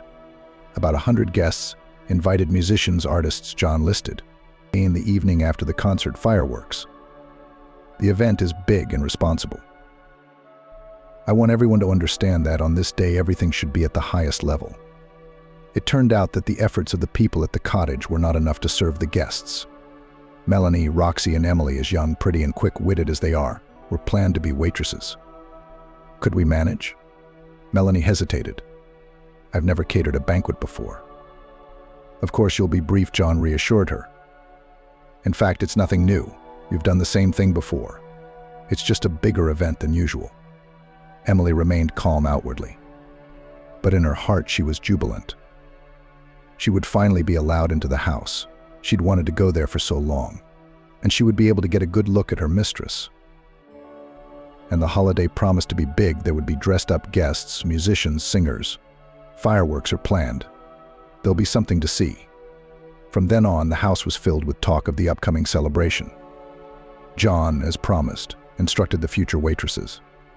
It turned out nothing complicated. Walk with a tray around the room and watch the guests. If someone makes a sign, go up to that person and offer appetizers or drinks, always with a polite smile. Emily had done something like this several times before at holiday meals, but now it was much more serious, and the event itself was to be held at the mysterious center cottage. With a slight polite smile, John said indignantly, glaring at Roxy, "Why are you smiling with all 32 teeth? Be softer, calmer, more elegant. Look at your friend." Emily smiled. She was really good at it. John praised her grace and coordination, setting her as an example to others. And remember, he said for the 100th time, don't forget the main rule: no unnecessary talking, glances, or personal contact with guests. You must blend in with the interior, be just an addition to it, not draw attention to yourself. Melanie nodded gravely. We'll try. I promise, Roxy said. Closer to the party, the decorators arrived. They decorated the garden with garlands and light fountains, put transparent statues, even built a pond with large fish. As the solemn event approached, Emily became more and more nervous. But her interest grew. One day the servants were brought in to try on a festive uniform for the event. For men, maroon pants and a plaid vest. For women, a vest and skirt of the same shade. Strict business style. It suits you very well, admired friends, looking at Emily. You're a real model. Emily smiled. She liked it very much herself. She had never dressed so strictly and businesslike before. Jeans, t-shirts, light sundresses. It turns out that the office style really suited her. And now, finally, the long-awaited day had come. The night before, Emily hadn't slept much. The neighbors were walking, then overhead noise, then wandered with laughter and songs under the windows. But it was the excitement that kept her awake the most. All these preparations for the anniversary are behind us. And tomorrow the culmination. A grandiose celebration. If only everything went smoothly. The next day the waitress's dress rehearsal was scheduled, and John led the girls into the central cottage for the first time. Emily even felt dizzy at first at how spacious it was. A huge space in which the huge corner sofas and comfortable armchairs were lost. There were long tables along the walls. Like I said, there's going to be a buffet, John said. Everything was bright, clean, glossy. Emily couldn't stop looking around. Upstairs was a wide staircase with a comfortable banister. What was on the second floor? One could only guess. The room where the banquet was planned didn't look like a living space. Beautiful, spacious, but too formal. Emily didn't see any of the little things that could tell something about the hostess's personality: photographs, statuettes, paintings. It was as cold and aloof as Pamela herself. John grinned as he looked at the surprised girls. What? Impressed? Of course you are, it's so big. That's why I brought you here in advance, so you wouldn't open your mouths in front of the guests, he said. And in general, whatever you see, keep yourself in control, stay calm. Why does she need such a big house? Roxy continued to wonder. And those guest houses, and the huge garden. I don't understand. It's none of your business, John said, clearly unhappy with her statement. The time before dinner flew by in a flurry of activity and preparation. Then the girls were told to rest, so that they wouldn't be tired in the evening. The friends didn't mind. They settled down in the servants' wing and lay on the sofa until the evening, chatting and watching light serials. Strange sounds came from the garden. It was musicians tuning their instruments. A little later, the artists and singers arrived. People from their team spent a long time fiddling with lighting and electronics, preparing the stage. Time flew by quickly. At 6 p.m., an excited John came in and told the girls to change. Is it really starting already? The girls looked at each other with excitement. Emily felt something cold rumbling in her stomach.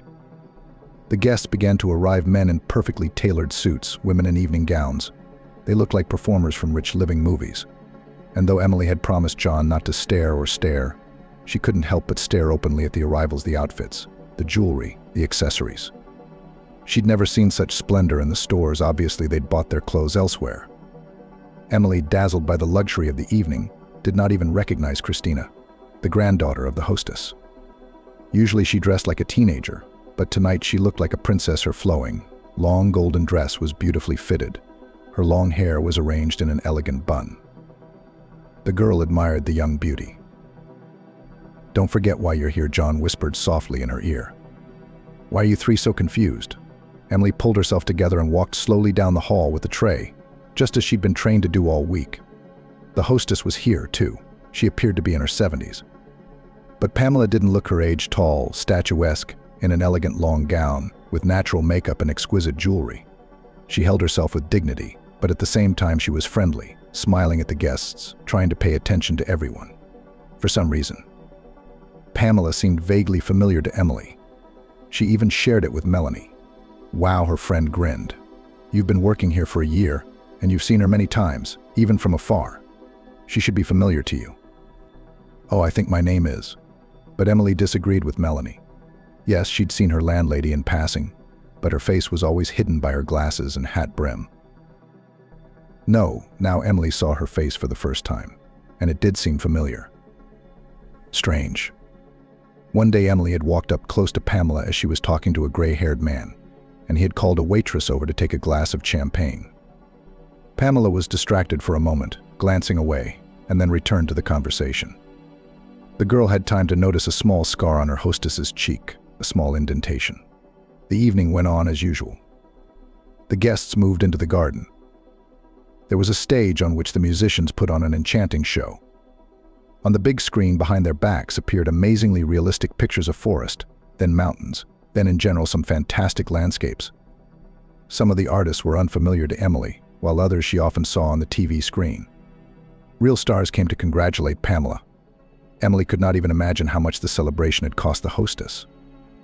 It didn't fit with John's words that Pamela didn't like noisy society, fuss and so on. Emily asked her husband about it at home during the concert. He, seeing that the party was going well, was in a good mood, and so he answered, however, with some strange phrase, "Kings can do anything." And kings can do anything, the man sang, winking at Emily. She didn't understand. Her position obliged her. What's not to understand? It's a status requirement to throw an anniversary party. That's what they do. I see now. Pamela is tired. She doesn't like it. Can't you tell? Emily glanced at her hostess. She looked energetic and enthusiastic. But perhaps her husband knows her better. He might know better.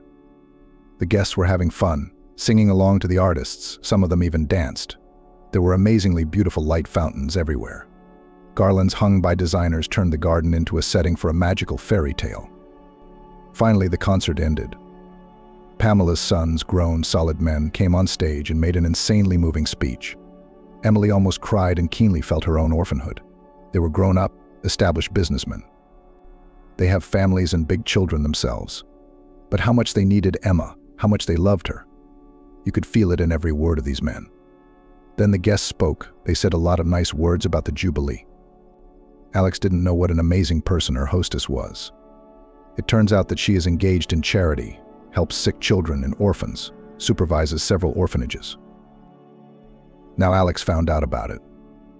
At the end, they prepared a surprise for Pamela, a video about her life with beautiful music. On a huge screen mounted on the stage, photos flashed. At first black and white. On them, Pamela was very young, thin, angular, with a kind of uncertain, timid look, little resembling the powerful woman she was now. Wedding pictures, pictures from work, photos on the doorstep of the maternity ward, family photos where Pamela is surrounded by her family, her husband, 2 boys and a tiny girl. This must be the daughter who died in the plane crash. How sad. Pamela changed, became tougher, more confident. She liked to dress lavishly and flamboyantly.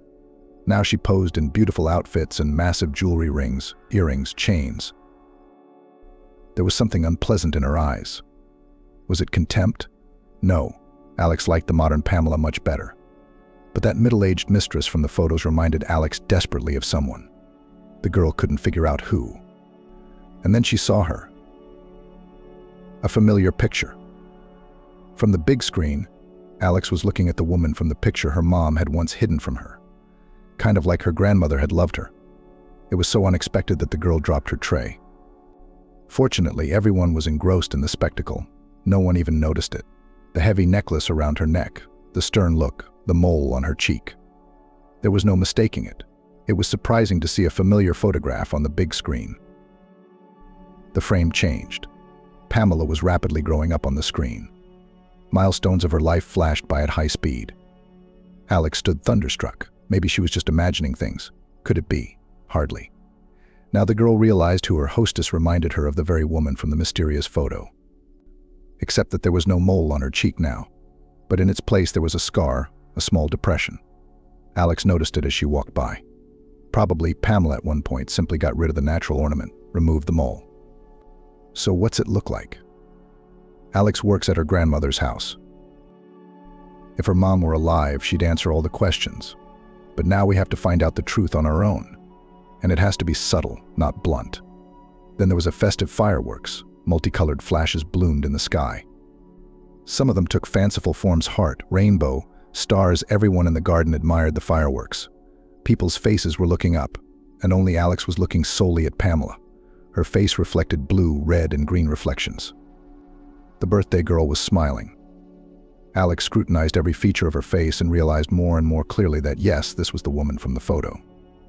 After the party, Alex stayed overnight in the servants' wing. There was no point in going home.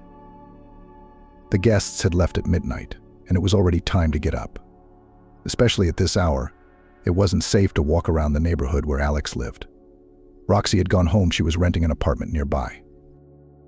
Melanie stayed in the outhouse too. The girls made themselves comfortable on the big couch, turned off the light. Tomorrow was going to be a long and laborious day of cleaning. Of course, additional people had been hired, but there was still a lot of work to do. Melanie fell asleep quickly. But Alex, of course, couldn't sleep. What had she seen today? What did it mean? She wanted to share the news with someone. But Alex realized she shouldn't. It became unbearably stuffy. Alex got up and opened the window. Night freshness was blowing from the street. The girl decided to take a little walk in the garden. Maybe she would get tired and fall asleep after all. It was dark in the garden. Lanterns were burning only on the porch of the big cottage. The guest cottages were packed to the brim tonight. Muffled conversations came from there. Apparently Emily had slept well after the party. The girl walked over to the pool, sat down on the edge, and looked at the cottage. Somewhere out there right now, Pamela is asleep or awake, Emily thought. Emily wanted to ask her a lot of questions, but the hostess was practically out of reach.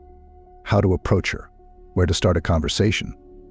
But one thing Emily knew for sure: she would make up her mind. She would find a way to find out. A week had passed since the anniversary. Life went on as usual. Emily went to work every day, ran John's errands, talked to Melanie and Roxy. Only now there was always that mysterious photograph in her pocket. Emily waited for the moment when Pamela would meet. And then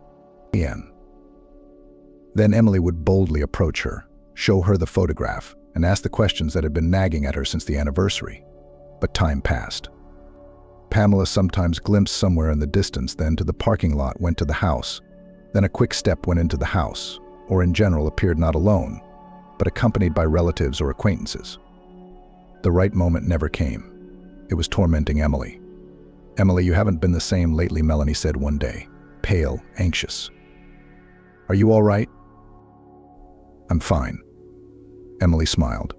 She didn't want to tell anyone, not even her closest friends, about her story yet. "Maybe you're in love?" Roxy asked with a sly look in her eyes. Emily sighed. If only it were that simple. One day the girl made up her mind. If the mountain does not go to Mohammed, Emily realized it is necessary to act more actively. The moment when Pamela would accidentally get in her way, there might not be. It was early September. The days were sunny and warm. The air was filled with dizzying aromas of blooming herbs. Bright butterflies fluttered. And by evening it was getting crisp. Emily liked this time. She was cleaning the gazebo near the central cottage. Today Pamela's guests were having dinner here, an elderly couple with a little boy, a grandson perhaps. The hostess herself was not with them. Pamela had gone into town on business this morning. Emily now knew that the hostess spent a lot of time on charity, supervising foundations, orphanages, and hospitals. Emily was just checking the wide, long table in the gazebo when she saw them. Pamela and John were walking down the path to the house, talking quietly about something. The hostess, as usual, was wearing a wide-brimmed hat and dark glasses. I couldn't see her face, but her gait, her posture, her figure. No, Emily would never mistake Pamela for anyone else. John gallantly opened the door for the lady. She smiled at him and stepped inside, and the man approached Emily. "Well done," he praised the girl's work.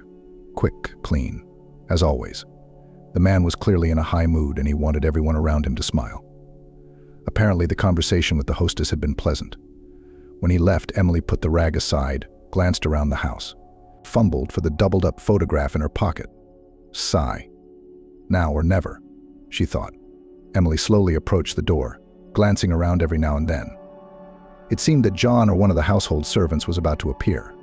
Of course, they would scold her. After all, Emily knew perfectly well that she wasn't allowed to enter this house without permission. It is not her territory. She is not on the staff of the privileged servants whose duties include the upkeep of the cottage. Emily felt like a trespasser, almost a criminal, when she took the doorknob. Still, she took the step and found herself back in the spacious hall. Without the long tables along the walls, it seemed even larger and more spacious than Emily remembered from the anniversary. The girl stood for a few moments, listening to the sounds of the house. From somewhere came the muffled clinking of dishes and voices. It must have been the servants. Here would be the story if one of them came out into the hall and saw her looking around.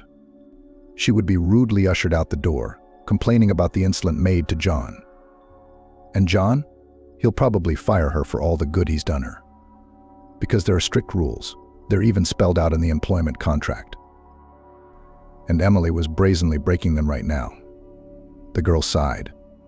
Well, the first step has been taken. We have to go all the way.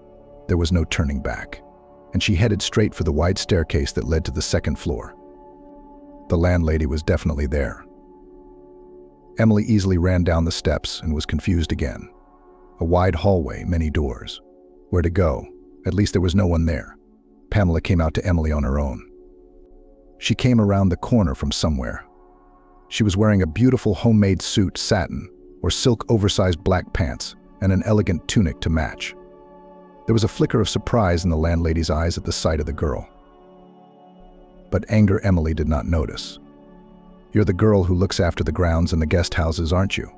Pamela asked, giving Emily a glance. Her heart thudded with excitement, and her legs felt strangely woozy. But worst of all was her tongue, which didn't want to turn. "Yes," Emily finally said. "In that case, what are you doing up here? Did John explain the rules to you?" Pamela didn't seem angry or accusing. Her tone was neutral and calm. But still, Emily was gripped by panic. The girl slipped her hand into her pocket, fumbled for the photograph again. The feel of the heavy paper in her fingers suddenly gave her confidence. I need to talk to you," the girl blurted out. Pamela's eyes became interested. I guess it wasn't every day that servants came to her with such requests, and there must have been something about Emily's appearance that caught her attention. "I suggest you go to my room," Pamela said, and moved down the hall. Emily followed her, marveling at her own courage and at how the situation was playing out. The landlady hadn't yelled at her, hadn't called someone to have the brazen intruder kicked out the door. She talks to her calmly, respectfully. And now it's unfathomable. Pamela takes her, the girl in the pink uniform, into her room to listen. Pamela's spacious room had many mirrors, further visualizing the space. Emily took one look at herself, pale, disheveled, anxious. A pitiful sight. Maybe Pamela just felt sorry for her. The woman settled into a chair in front of the round table on molded legs. Emily gestured for her to sit in the chair opposite. Now I'm listening to you very carefully. Apparently you do have something to say. Under Pamela's scrutinizing gaze, Emily was again a little confused.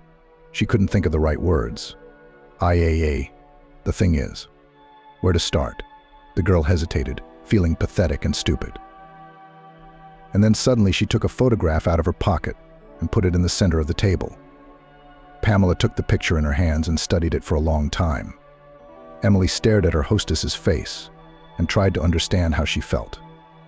But Pamela was perfectly able to keep herself in control. The girl did not see a single emotion. She even experienced despair. Suddenly she felt that in the rollers for the Jubilee was this very photo. Suddenly the owner now will return the photo to her with the question, well, what next? But it turned out differently. Where did you get that picture? Pamela asked. My mother gave it to me. Who's your mom? What's her name? Where is she? The usual mask of coldness and indifference was gradually slipping from her face. Pamela became more and more like an ordinary woman. An amazing metamorphosis. Emily immediately felt more confident. My mom's name was Susan. Well, she was, but she died when I was only 9. Susan, Pamela said thoughtfully. Who would have thought it? Katie, no surprise there. Emily looked at her hostess intently. Pamela's gaze was absent, as if she were thinking somewhere in the past. It was clear that the photograph meant something to her, that there was a connection between them. That's my mom, Emily jabbed her finger at the skinny girl on the left. Yes, I remember her well. Jenny served with us for a few years. Good girl, efficient, calm, but I fired her. I was a different person back then. Tell me, who raised you after Jenny was gone? Pamela asked. I grew up in an orphanage, Emily answered. Pamela looked at her pityingly, barely holding back tears. Emily saw it perfectly well. It's my fault. I meant well, and I've done this, Pamela said with strange, incomprehensible words. I've ruined your life and my daughter's. I'm so sorry for you. Jenny, said Emily firmly. I heard her talking to a friend of hers once. I understood from it that the woman in the picture was you when you were young. My grandmother, Emily, lied, deciding to go all in. She had waited too long for this moment to miss the big question. I guess so, Pamela nodded, looking at Emily. The DNA test would clear things up for sure, but it's just a formality. I can see the nose, the eyes, the lip line, an amazing resemblance. Explain everything to me, Emily pleaded. I don't understand anything at all. I'm even a little scared. Of course I will, Pamela nodded. Now we'll have plenty of time to understand and learn. I just can't believe it. We've been looking for you for so long, sending out inquiries, even hiring detectives. And here you are, after all these years, when there's no hope left. Pamela began a long story, speaking quietly, measuredly, calmly, stopping at times and shaking her head in disbelief. She had graduated from the Polytechnic Institute, specializing as an engineer. On assignment, she was sent on an internship in a distant city. It happened often then. Pamela did not mind. She always liked adventure. There, at a large factory, she met her fate, Tom, despite the youth of the already master, to whom the adult men obeyed. Intelligent, determined, energetic, he immediately attracted Pamela. I still could not believe my happiness, she shared with Emily. All the women in the factory were making eyes at him, and he chose me, unremarkable, with this ugly mole on my cheek. How I hated it, how many complexes I had because of it. I got rid of it the first chance I got. Tom made me believe I was beautiful. They got married and got a tiny studio apartment from the factory. But it was better than a hostel. They didn't live poorly, but they had enough. They had enough for food, clothes, entertainment, but they didn't have to be lavish. Soon they had a son. Tom was over the moon. And Pamela dreamed of having a daughter. I have dreamed of a girl since childhood, she admitted. I imagined how I would dress her up in beautiful dresses, tie puffy bows. And here is a boy. And what a boy our eldest, Jason, from a small age, was a tomboy and a fighter for the truth, a real hurricane. Pamela smiled warmly as she talked about her son's childhood. Emily watched her face with all her eyes. She wasn't used to seeing her mistress so human yet. All in all, the son turned out wonderful. But I never gave up the dream of having a daughter, Pamela continued. I was sure that next time I would be lucky. I persuaded my husband to have a second child, but John didn't want to. At first, the apartment is small, the three of us can barely fit. But then he gave in. So the family had another boy instead of the desired daughter. Pamela somehow even calmed down. The third child they would certainly not pull. So such is the fate the mama boys to be. Sons pleased, grew healthy and smart, distinguished. At school they helped at home. I simply adored them and would never trade any of them for a daughter. But looking at moms, walking hand in hand with little princesses, still longed. The dream of having a daughter hasn't gone anywhere. The woman simply drove it into the recesses of her subconscious because she realized that there was no way they could afford a third child. And then came the hard times, those very hungry 90s. The factory went bankrupt. John was left without a job. In the design office where I worked, the wages began to be delayed. Then, of course, they gave me several months' paychecks at once. But not in money, but in coupons to stores where the prices were so high that you couldn't even get near them. It was hard, Pamela recalled. John, a longtime engineer, worked part-time as a loader or janitor. Interrupted small casual earnings because there was no other way out. I knitted to order. Even the boys worked, looking for and handing in bottles, washing cars. And still there was a catastrophic lack of money. But that's how everyone lived then. It was all perceived as commonplace, wasn't it? What's a daughter? I'd rather put my sons on their feet. And then John took a risk. Together with two former colleagues, organized a construction and installation company. All the founders had experience and connections after all. They had worked at the factory for so many years. At first, things went shakily. The enterprise did not bring money. On the contrary, the last crumbs were pulled out of the family budget. I did not believe in success, admitted Pamela. I scolded John, called him a fool, suggested that he go yard sweeping, instead of spending time on something incomprehensible. He didn't say a word, didn't argue. I can imagine how upset I made him. But my husband is not the kind of man to give up. Soon the business of the novice businessman went uphill. And within a year, the family from almost beggarly to more than wealthy. We bought a new apartment, a 3-bedroom in a good neighborhood. We got a car. I did not deny myself anything, bought beautiful dresses and shoes, jewelry, said Pamela. All this caused the envy of others, and she simply changed the circle of communication. Even then, everyone who did not have such wealth began to seem to me completely insignificant. And yet I was like that myself not so long ago. Strange, but this fact somehow completely erased from my mind. More on that later. The small firm became a large corporation. John has foreign partners. And that's a whole other level. The family moved to a prestigious cottage community. They got servants in this very house with a pool. Now I didn't have to cook or clean. Hired people did all that. A woman could take care of her children and herself. Wealth spoiled me, Pamela admitted.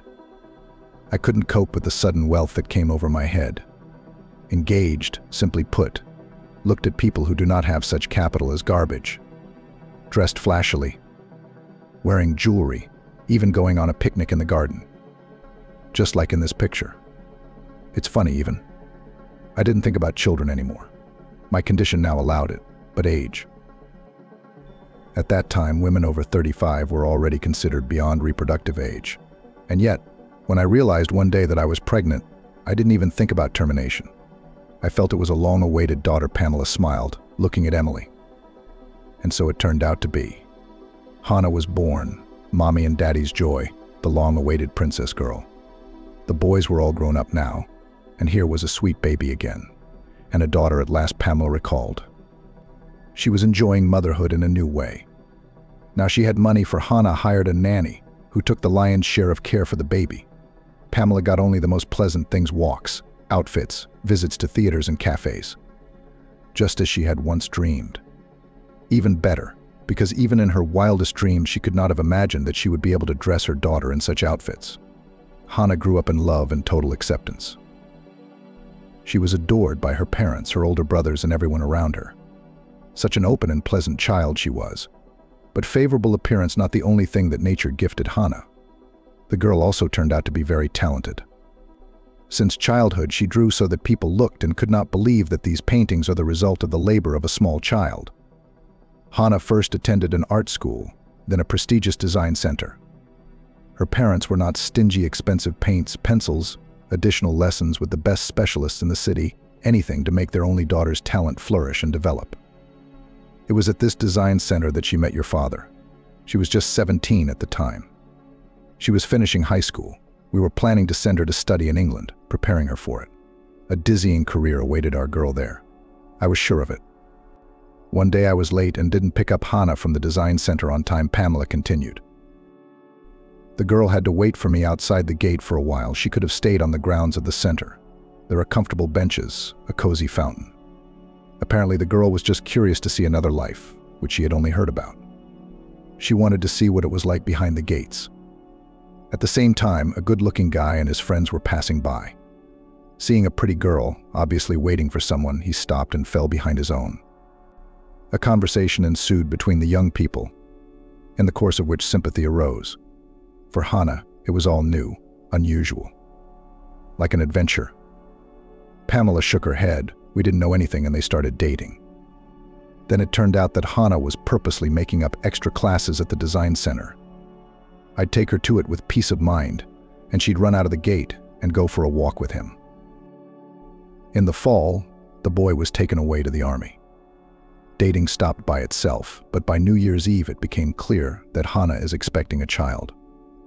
I noticed the belly. I had seen it before, but I did not even think about it. How? The girl gained a little weight, it's nothing. And closer to the new year, there is no doubt. I talked to Hana. She confessed everything. I yelled at my daughter for the first time then.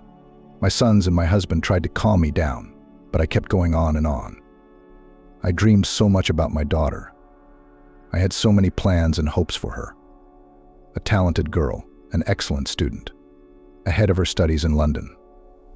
And to ruin her future like that, to embarrass herself and her parents. I couldn't take it. We tried to find this guy's parents so we could give the baby to them. But either Hana was hiding it from us, or she really didn't know anything about him, except his name.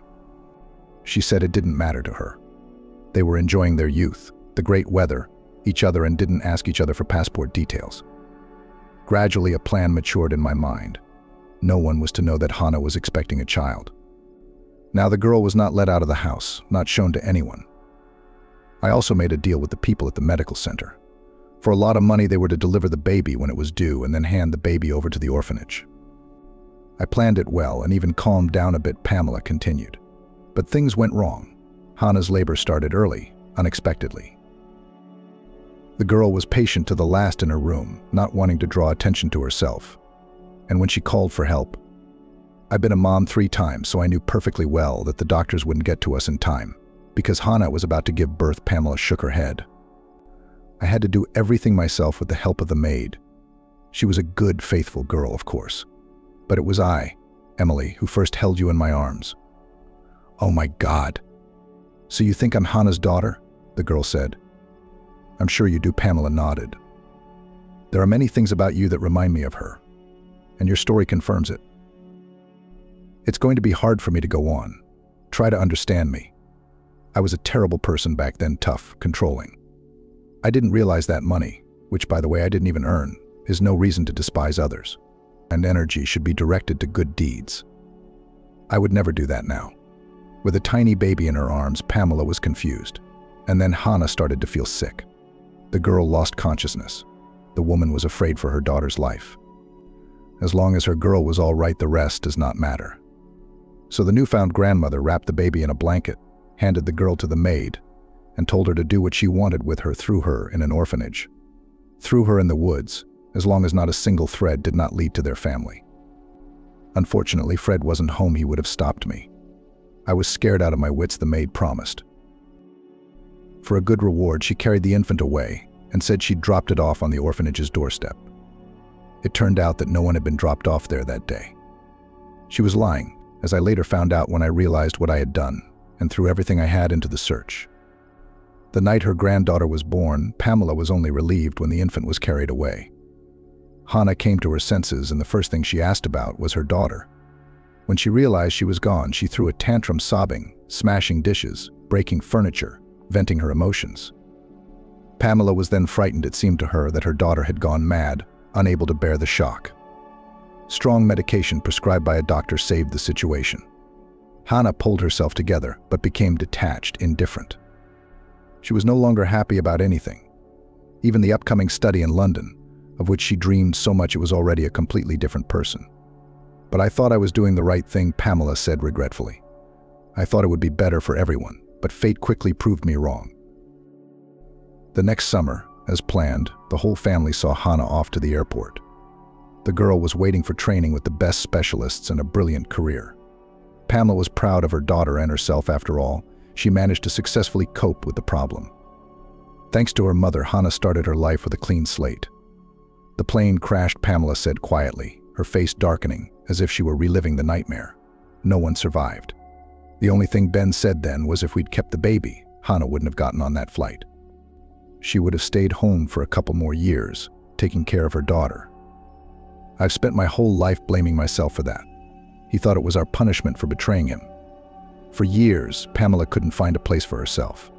Nothing interested her. Nothing touched her. It was as if the meaning of life had disappeared, and only the marriage of her sons and the birth of grandchildren made her come to her senses. "The kids shook me up, brought me to my senses," she said. "I realized how much attention and warmth they need, what happiness it is, and I realized that I had to find you, to find Hannah's daughter, my eldest granddaughter. It's the only way I can at least partially redeem myself. And I wanted to see you, to see what you've become, to help you make it in life, after all, just to be there for you." Pamela began her search with the orphanage where a maid, Mariah, had allegedly dropped off a newborn baby. But she quickly found out that the baby had never been there. Mariah was never able to find out the truth. She passed away shortly after the whole story. Pamela didn't give up. She hired the best detectives, searched for information herself. But as the years went by, there were no leads. The woman didn't even want to think that Mariah had done something terrible. Just left the child somewhere in the cold in the woods, so that no one would find it, as she herself had advised her. True, the maid didn't seem like such a cruel person. But who knows? "Now I see how it was said," Pamela thoughtfully. "Of course you do. Mariah took you to Jennifer. Why didn't I realize that?" Jennifer was a single, childless woman who worked in Pamela's house. One day, she ruined her new linens. It was expensive. It was covered in ugly stains because the washing machine malfunctioned. But Pamela didn't want to hear about it at the time. She was still enjoying the sudden wealth that had suddenly fallen on her head, feeling all-powerful. And so she fired Jennifer without remorse. Yes, she was living somewhere in the city, renting an apartment. Pamela nodded. "I know she had some health problems that made it impossible for her to have children, even though she wanted them. She knew that very well. So she gave you to her. It was the right thing to do. Logical. She was a good mother to me." Emily's eyes filled with tears. "A really good one. And I miss her. I'm grateful to Jennifer for you. I wish I could thank her in person. I also wish Ben had lived to see this moment. It's only 3 years away. How happy would he be now?" Grandmother and granddaughter looked at each other in silence. Emily couldn't understand her feelings, a cloud of thoughts swarming in her head. And then Pamela covered Emily's hand with her palm, and the gesture made everything easy to understand. A pleasant warmth spread through Emily's body, and in the soul suddenly began to fill a void that the girl had never known existed before. "Everything will be all right now," Pamela smiled. "I am so sorry to you, but we'll make up for it. You're not alone now." "Yes," Emily nodded. And the tears she had been holding back finally broke through. For the first time in years, she felt needed, loved, and most importantly, loved.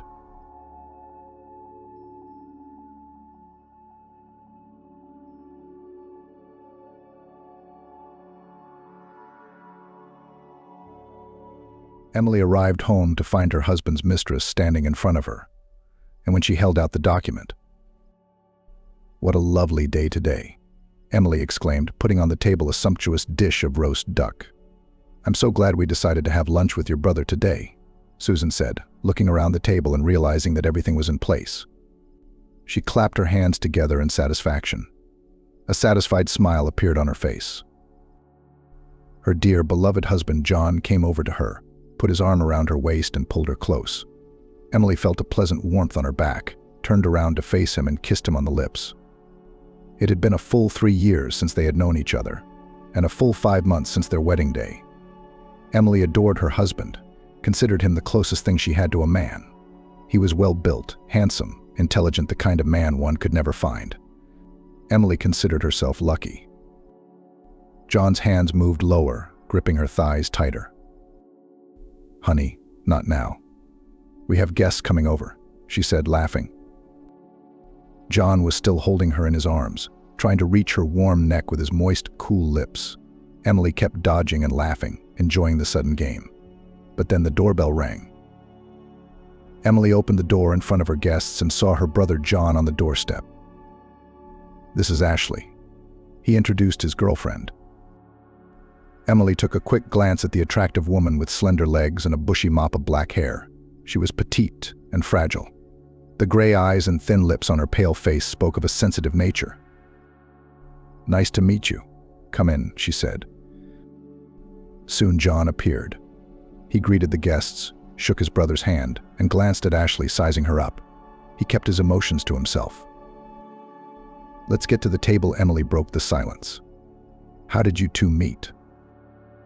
She cut off a piece of duck. The meat was very tender, sent a small piece into her mouth, and then looked up at Ashley, wanting to hear the story of their acquaintance.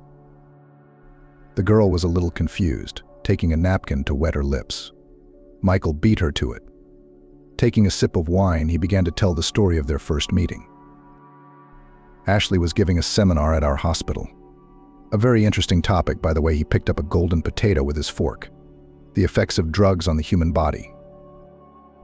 Emily raised her eyebrows, surprised at the topic his girlfriend had chosen. "Are you a medical professional too?" "I graduated from medical school," Ashley explained, lowering her gaze to her plate. After a second, she glanced at John, who kept his gaze on her.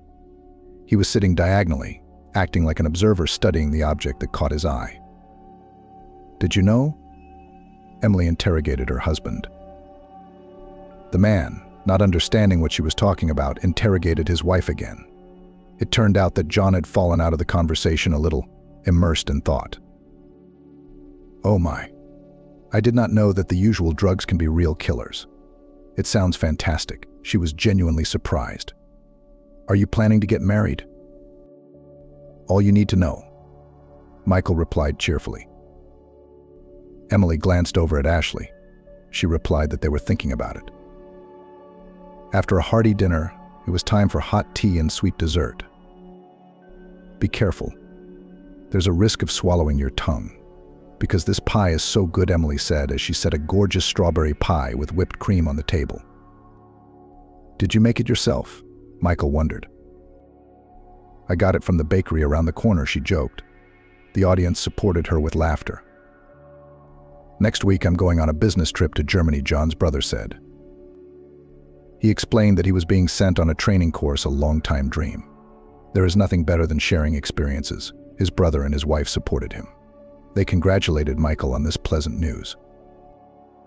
The dinner came to an end, and the guests, thanking for their hospitality, went home. "But do you think they'll make it?" Emily asked her husband John while putting the dishes in the dishwasher. He replied that they probably would, because they love each other, and you can see it on their faces. Emily finished cleaning up the kitchen, then wrapped her arms around John's neck and pressed herself against him. "I missed you so much," she said, kissing him on the lips. He kissed her back. They snuggled into each other, wrapping each other in an embrace. They walked through the hallway, ending up in a dark room. The deeper they went into it, the more the darkness engulfed them, hiding their silhouettes from view. Deep breathing was heard, the rustle of clothing. Emily was cleaning the house one day, checking the dust and putting things in their places. In the background, the television was playing a program about traveling. Suddenly, it stopped abruptly. There was a breaking news broadcast. The television announced that Flight RU-295 New York-Los Angeles had to make an unscheduled landing in Denver, the newscaster said. Emily knew that Michael was supposed to be on that flight. She immediately called her husband, telling him about it. John replied that he would call his brother back and find out what had happened. But after dialing his number, John heard only short beeps. A little while later, he got a call from Ashley. "Hello, John, hi. Did you call?" "Yes, Ashley, hi.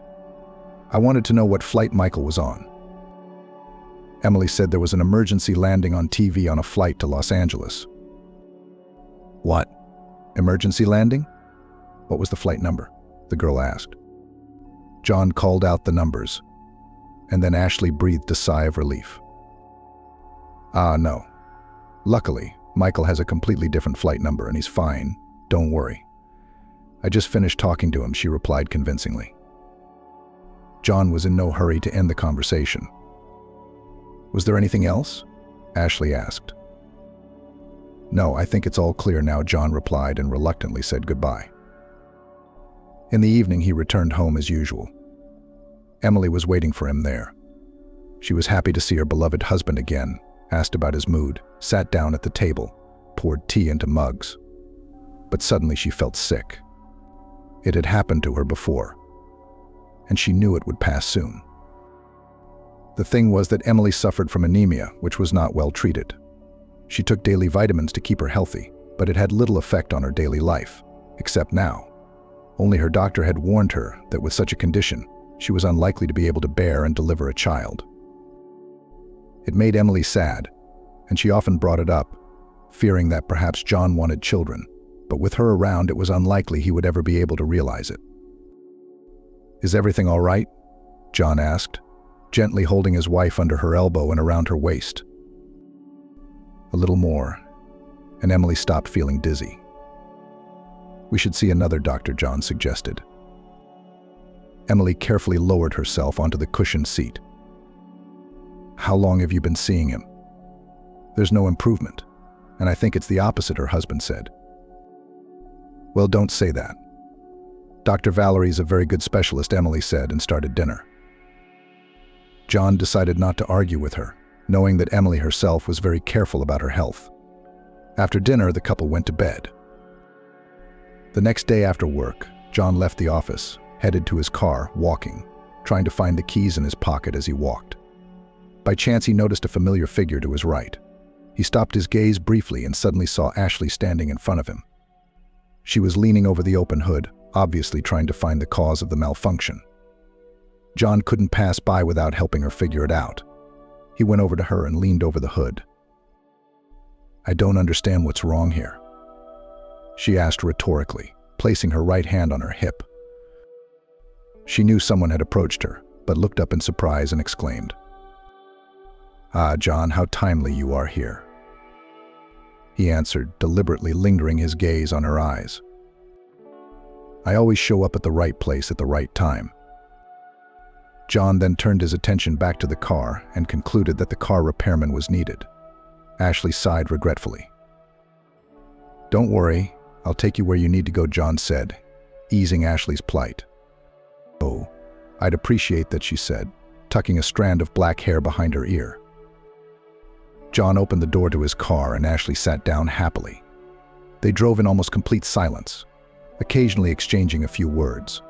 John asked how Michael, who was now in Berlin, was doing.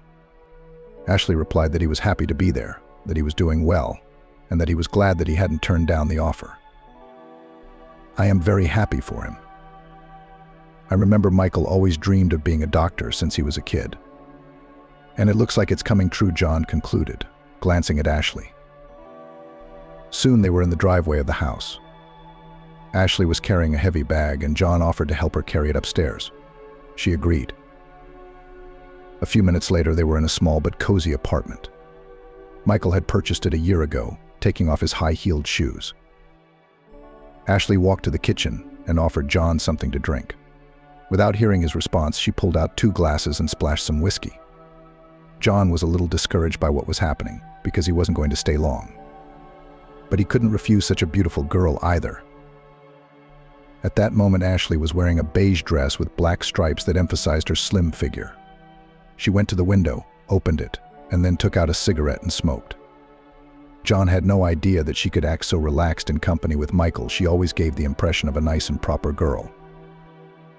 John stared at her, and at the orange flame that grew stronger with each new puff of Ashley's smoke. There was a fire burning inside John that he didn't want to let go. The girl inhaled the thick stream of smoke eagerly, opening her sensual lips slightly. Her languid gaze made John question his ability to keep his composure. This attractive, delicate girl with white skin, graceful neck, beautiful shoulders, and hips seemed the epitome of defiance. John walked over to the table, picked up his glass, and took a small sip. Ashley offered him a smoke as well. Everything happened in silence, as if they were both enjoying the atmosphere. John took the cigarette from her hands with his index finger and thumb and brought it to his lips. He did something he didn't usually do. He covered his mouth and let the smoke drift away, without taking his eyes off the girl. And John himself didn't notice that he was already kissing her. It was a blur, a fleeting loss of judgment. But what a sweet moment it was, full of feeling and passion. If it hadn't been for the phone call, John would hardly have been able to come to his senses. It was his wife, Emily. She was already waiting for her husband at home and told him that dinner had long since gone cold. "Don't worry, darling, I'll be there soon. I had to stay late for work. I've been so busy, I forgot to call you," John said, looking at Ashley. She lifted the corners of her lips slightly. John found her smile charming, and he smiled back. "I'm on my way." "Kisses," he said, and then he hung up the phone, still looking at Ashley, realizing that he didn't want to break up with her at all. But if he did, he wasn't doing right by his wife. Just before he left the apartment, he stopped for a moment and looked at the girl who had stirred new feelings inside of him today. He knew that he should not continue with what had happened.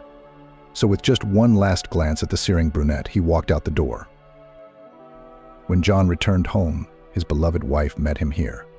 She, as always, met him on the doorstep with a hug and a kiss. "I waited for you.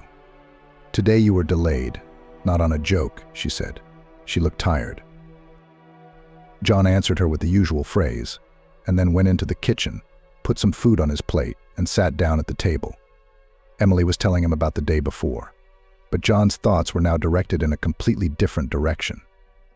He put his fork to his mouth, but he couldn't help but think about Ashley. She seemed so mysterious, so alluring and mysterious. He wanted to keep being around her, to unravel what lurked behind her appearance. He couldn't get rid of the image in front of his eyes, namely her gray eyes, lined with black pencil, her long eyelashes, and her open mouth. "John, are you here?" Emily interrogated him when she didn't get an answer to her question. "Did you ask something?" As if waking up, said her husband. "What did you do at work today?" Emily asked the question again. John shrugged his shoulders slightly, tilted his head to the left, and began to make up as he went along the flurry of activity he'd supposedly pulled off after hours. Emily stared at him, then yawned, blinking her eyes a few times and wiping away a tear. "I'm so sleepy already," she said. "Go to bed." Then John told her. "I want to wait for you," Emily said, resting her blonde head on his shoulder. At last they went to bed, and Emily complained to her husband again about her dizziness, then fell asleep. John, on the other hand, couldn't sleep for a long time. The next day, when he was at work, Emily called him and told him that she had been taken to the hospital. He jumped out of his chair in surprise. "What happened?" "Are you all right?" he asked. "I don't know. I passed out in the cafe and woke up in the hospital," Emily explained.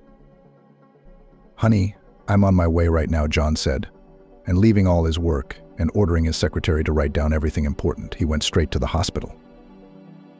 That day, Emily decided to meet an old friend at a cafe. Everything was fine at first. They were talking nicely, sharing things with each other. But at one point, Emily suddenly felt short of breath. She decided to get up to ask the waiter to turn on the air conditioner. But as soon as she did, her legs gave out and she collapsed to the floor. Her friend rushed to her, and the cafe staff called an ambulance. John paced the hallway in boredom. A nurse ran into him. "Calm down, man. answered him a girl whose low voice did not match her fragile appearance. "Your wife is fine. Ward 5. Come in, please," the nurse said, pointing to the door with her right hand. John literally flew in. Emily was lying there, covered by a sheet. When John saw her, he rushed to her bedside, knelt down, and took her palm in his hands. "Emily, my sweet love, how glad I am that you are well. When you called me, I was so frightened," said the husband, covering his wife's palms with kisses, pressing against her chest, looking into her eyes. "It's all over now. My good man, everything is over," she said, and closed her eyes. Tears came to her eyes. "Why are you crying?" John asked her. "I lost the baby," Emily whispered. She squeezed her eyes shut even tighter, trying to hold back the tears, but she couldn't and burst into tears. "What are you talking about?" John said, not believing his ears. He soothed his wife, stroking her shoulders and back. 5 days later, Emily was discharged home. The doctor recommended regular vitamin intake as well as scheduled IVs to keep her healthy. He also asked for bed rest and no excessive stress on the body. Emily was a little upset about her condition and the fact that she had to lead a sedentary lifestyle. Despite this, she took regular walks in the park and tried to be outdoors more. Sometimes, when John had a free moment, he would join her. Together they strolled leisurely along the narrow paths, admiring the perfect lawn and the view of the waterfront. Suddenly, John happened to see Ashley on his left. He was very happy to see her, but had to restrain himself in his wife's presence so as not to give himself away. He motioned for Emily to take a seat on the bench. The wife felt devastated. She realized that she needed to draw a resource from somewhere, to take strength to continue living life to the fullest. But the memory of the loss of her child each time brought her down into an abyss of sadness and melancholy. She understood that she had to be in the mood, she had to please her husband, but she just didn't have the strength to do it, and she didn't know where to get it from. Silently, she stared at her feet in her blue shoes, occasionally shifting her blank stare to passers-by. Meanwhile, John glanced discreetly to her left. There, behind a large tree trunk, she could be seen. Ashley was talking to a young man John didn't know. They were talking and laughing about something. And John suddenly felt an incipient jealousy building inside him. Why would he do that? And why would he do that? He has a wife. He loves her. What a man of property. Emily was silent, and John was silent. And he kept glancing over at Ashley. He secretly hoped she'd see him. It had been so long since they'd last seen each other. Then John's thoughts turned to Michael. How's he doing? I'd have to ask Ashley about that, he thought. Who's that? Ashley, Emily suddenly asked him. John pretended as if he didn't understand where she'd seen her or who she was talking about. It's not Ashley. You must be imagining it, John said for some reason. But Emily persisted and soon called Ashley's name. She turned around and waved at them with a big smile.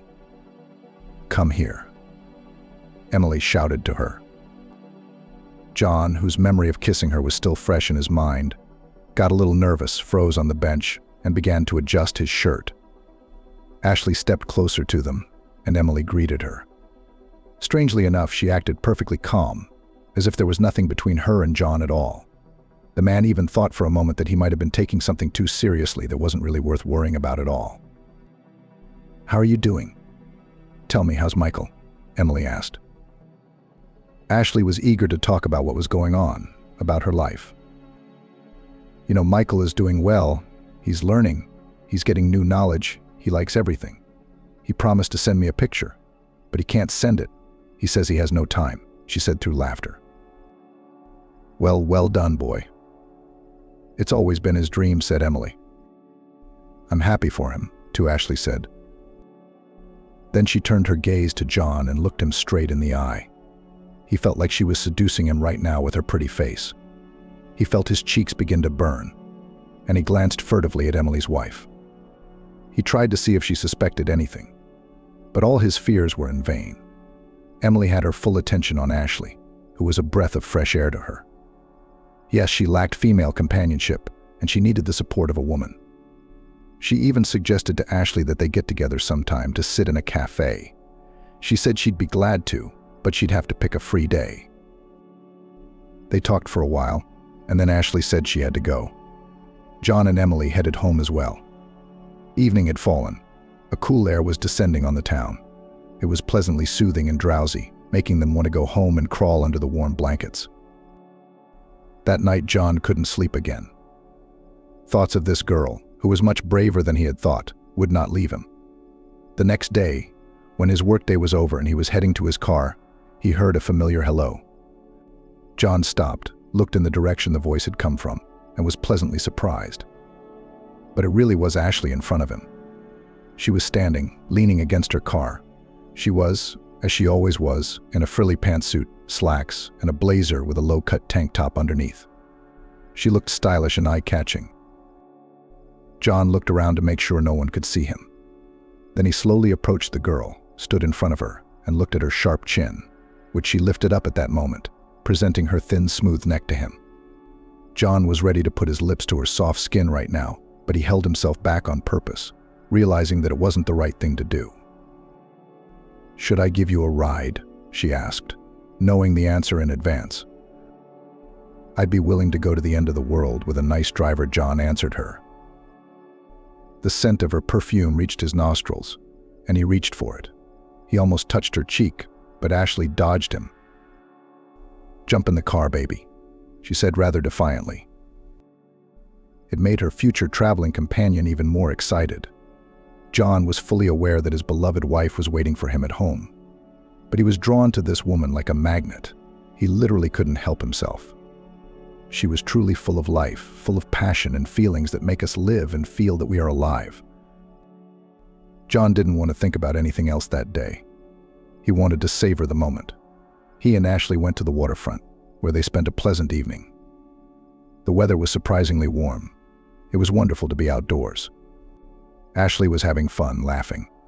Her laughter sounded so resonant, and it made John feel different from Emily, who had been feeling more and more depressed and sad lately. She took off her shoes and began to stroll down to the shore, each time gracefully drawing a line with her foot. John walked a little farther along, admiring her dance steps.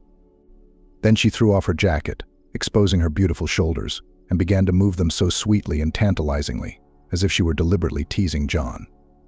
Finally, their walk ended, and they both ended up at the apartment where she lived with Michael. As soon as they entered, John pounced on Ashley and pinned her against the wall, running his fingers down her neck, traveling lower. Ashley waited for him to make the first move. The feelings overwhelmed them both. Trying to stop was futile. There seemed to be nothing better than the present moment. John was happy to drown in this passion, in these emotions, to inhale the scent of her skin, her hair, to touch her body and feel himself the happiest man in the world. After this encounter, filled with madness, John could no longer live as before. He began to look at his once beloved wife in a completely different way. She made breakfast and put it on the table. Emily refused to eat breakfast, citing a lack of appetite and a headache. If John had known how to help her, he would have done so. But the only thing he could do was to get his wife to see another doctor, who would get her back on her feet in no time, and they would forget about the constant apathy and lack of energy. That afternoon, John ate breakfast alone. Emily poured tea into a mug and went to her room. Her husband ate breakfast alone, but strangely enough, that's what he wanted now, to be alone with the memories of the woman who had colored his last night. After breakfast, John asked if Emily needed anything. "No, dear, thank you. I have everything." "You don't have to worry," she replied as she turned another page of the book she had spent most of her life in. The next time John met with Ashley, he unwittingly told her about what was going on in his family. She caught his pensive look and asked what was wrong. John replied that he was concerned about his wife's condition. "Yes, I've noticed too that Emily is a bit immersed in herself." "Is something troubling her?" Ashley asked so thoughtfully. Her voice was calm and gentle, and John decided to tell her everything. Ashley listened to him carefully and then said, "Yes, it's hard to live with a depressed person. Not only does he himself not know how to deal with it, he also surrounds his loved ones with the same mood." John said he himself began to feel a lack of desire to do anything. "I used to always be in a good mood, going to work, trying to do something for the family, to earn more, to fulfill the plan, or to get home faster. but now it's like I'm losing the point of it. I feel like Emily and I have become very distant from each other. So what? She's not interested in me anymore. I feel like I can't help her. The only thing I can do is find a good doctor to get her out of this state of perpetual apathy and depression. Ashley was smoking a cigarette at this time. John was sitting on the edge of the bed, his legs covered by the blanket. Ashley lowered herself to the floor and held out the cigarette to him. Emily took a deep drag on the cigarette. You could hear the tobacco crackling as it burned. "You know, I have a good doctor," Ashley said in a confident voice. "He pulled my best friend out of a similar condition once. He knows what he's talking about." Her confident tone cheered John up a little. He even felt a little relieved at the thought of being able to help Emily. "I'll talk to him, and then I'll let you know when you and Emily can come see him," the brunette said, and took another drag on her cigarette. John looked at Ashley and envied his brother a little, because he had gotten the girl. When the husband got home, he talked to his wife about the new doctor. "He's been praised and recommended," he said. Emily sat on a kitchen chair. John stood behind her, telling her about the doctor and the treatment that was sure to help her. He massaged her neck and shoulders with his large, warm hands. After some thought, Emily agreed. She too wanted to return to a full life and improve her health. At the doctor's appointment, the middle-aged man asked a few questions. "Tell me, how long have you been having negative thoughts?" he asked. Emily sat in the chair, looking around the walls of the office, her gaze resting on a shelf of books. The office was spacious and bright. On William's doctor's desk were a row of elephant figurines, all with their trunks up. Emily counted 9 elephants, all of them different. "Why elephants?" Emily asked instead of answering. That confused the doctor a little. "Well, elephants bring happiness," was the first thing that came to his mind. After a moment's hesitation, he said, "Let us return to the subject of our conversation. I need to understand your condition so that I can give you the right treatment." Emily exhaled and began to tell him about the first signs of her ailment. The doctor listened attentively, making notes in his notebook. Emily watched him as she continued her story. William finally drew some conclusions for himself and then invited John into his office. He explained to both of them what tests needed to be taken. Emily felt overwhelmed. When she and her husband stepped out into the hallway, she turned to him. "Honey, I don't think we should do this. My doctor is doing fine. He knows me well." She was used to her doctor and didn't want to work with a new person. But her husband insisted, saying it would be for her own good. After some hesitation, she agreed. John put his arm around her shoulders, pulling her close to him. She smiled back at him and reached up to kiss him. John was very glad that they did see a doctor and his wife agreed to be treated by another specialist. When the test results came back, John visited the doctor's office again, and the doctor gave him the medication that Emily was to take on a specific schedule. "Tell me, when can we expect to see improvement?" John asked. The doctor answered ambiguously and vaguely, saying that every body was different, and it would take time to know how fast the healing process would take place. John shook the doctor's hand, thanking him, and walked out the door. Emily greeted him with a smile. When he got home, she stood wrapped in blankets. She had spent the whole day in bed. "You can put the kettle on and sit down at the table. I ordered your favorite sushi," her husband said in an upbeat mood. "Oh, by the way, I went to the doctor today. He handed over your medication." Emily walked lazily into the kitchen. She had a bit of a headache. "Of course, since you've been in bed all day. Tomorrow your new treatment will begin. I'm sure it'll work out this time, honey," John said as he came out of the bathroom. Emily tried to stay in a good mood, even though she had been experiencing a lingering dull ache in her abdomen since morning. She decided not to tell her husband about it, so that she wouldn't upset him and start whining about her aches and pains. She sat down at the table. Soft, voluminous blanket enveloped the girl like a dense foam. She looked very cute in that outfit. Open-shouldered outfits suited her perfectly. Oh my gosh. Emily used to be cheerful, joyful, always full of life. John remembered the first time they'd met, when Emily had looked so confused, so defenseless, and that made her even more attractive. But now, when John looked at his wife, he didn't recognize her at all. The once cheerful person had turned into a creature with sad eyes that was impossible to look at without pity. John picked up one roll with his chopsticks and held it out to Emily. She laughed, but ate it. Their modest family dinner passed in silence, and then they went to bed. John thought about Ashley. It would be nice to meet her. How is she doing now? Michael should be here soon. Something's holding her up. Maybe it's for the best. John looked at his wife. She was lying on her back with her head turned to the left, sleeping soundly. John ran his hand over her shoulder, then turned to his right side and fell asleep. It wasn't long after Emily had started her new treatment. But strangely enough, she only got worse. She reported it to her husband. He was upset. They put his wife in the hospital. "I'm so worried that something might happen to her," John said when he met up with Ashley again. He was standing by the window. Ashley stepped closer, ran her palm along the line of his jacket, shook off the non-existent dust, and stared directly at his lips. "Understand, you're doing everything you can to help your wife. It's not like you can jump over your head. No one can. It's impossible," she said in a gentle, clear voice. "So stop torturing yourself in vain and let yourself rest after all." She looked into John's eyes, and he believed her, pressed his lips to hers, felt the tenderness of her lips, and sank as if in weightlessness. Ashley pulled off his jacket and slowly began to undo the buttons of his shirt. "You need to relax, trust me," she whispered.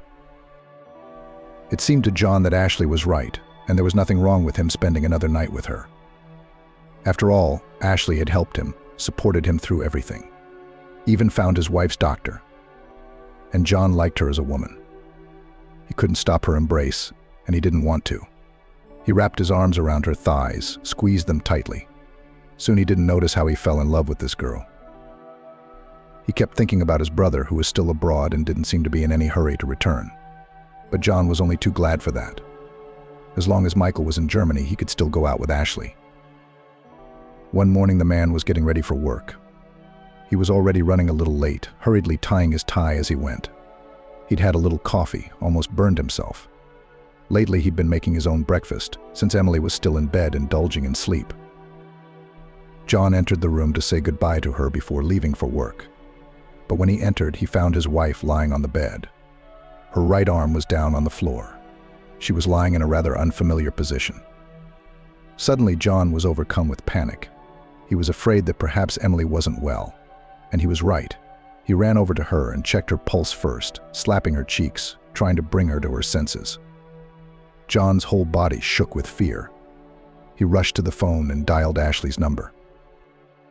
"Stop being hysterical," she said in a voice that had a distinctly steely edge to it. "If she has a pulse, she's alive. I'll call an ambulance to take her back to the hospital. Calm down. I'm coming to you," she said, and then hung up. Ashley's eyes flashed with an evil light. She arrived at John's house very quickly indeed. The ambulance arrived at the same time. Emily was placed on a stretcher and taken to the hospital. Ashley walked over to John and looked into his eyes. "You don't have to be afraid of anything. It's going to be okay," she said so insistently and so confidently, wrapping her arms around John's face. There was fear in his eyes. "The doctors are doing everything they can." "I love you," the brunette added so suddenly that John didn't even know what to say to her. He was grateful to this girl for being there for him and helping him in every way possible. His breathing became more rapid. He was also staring into Ashley's gray eyes, which were literally penetrating him. "I love you, too," he said. Ashley's expression became emotional. Tears welled up in her eyes. Her lips stretched into a smile, and her whole face lit up with a strange light, completely baffling John. It was as if he didn't realize what he'd just said, or how his words had affected Ashley. She nestled her lips against his again. She did it as if they were the only two people in the world. "Let's go to the hospital and check in, and then we'll go to my place," she said. John agreed with her. They arrived at the hospital and asked the doctor about Emily's condition. They received a disappointing answer. William George said that Emily's illness had taken on a new form, and her condition had become more complicated. John wrapped his arms around his head. He didn't want to believe what the doctor was telling him. He was depressed. Words could not describe how he felt right now. John got up from his seat. walked out into the hallway, and began to walk from side to side, biting his fist. He did not want to accept the current state of affairs, because the treatment proposed by the doctor was supposed to improve his wife's condition. But in the end, the opposite had happened. And John felt guilty. He had insisted that Emily try the new treatment. Maybe he should have left things as they were, and none of this would be happening now. He berated himself for the mistake he'd made. His head throbbed as if someone inside it was trying to push the walls apart, pushing them harder and harder time after time. But Ashley came out into the hallway, joining him, wanting to hug him, but he wasn't ready for that right now.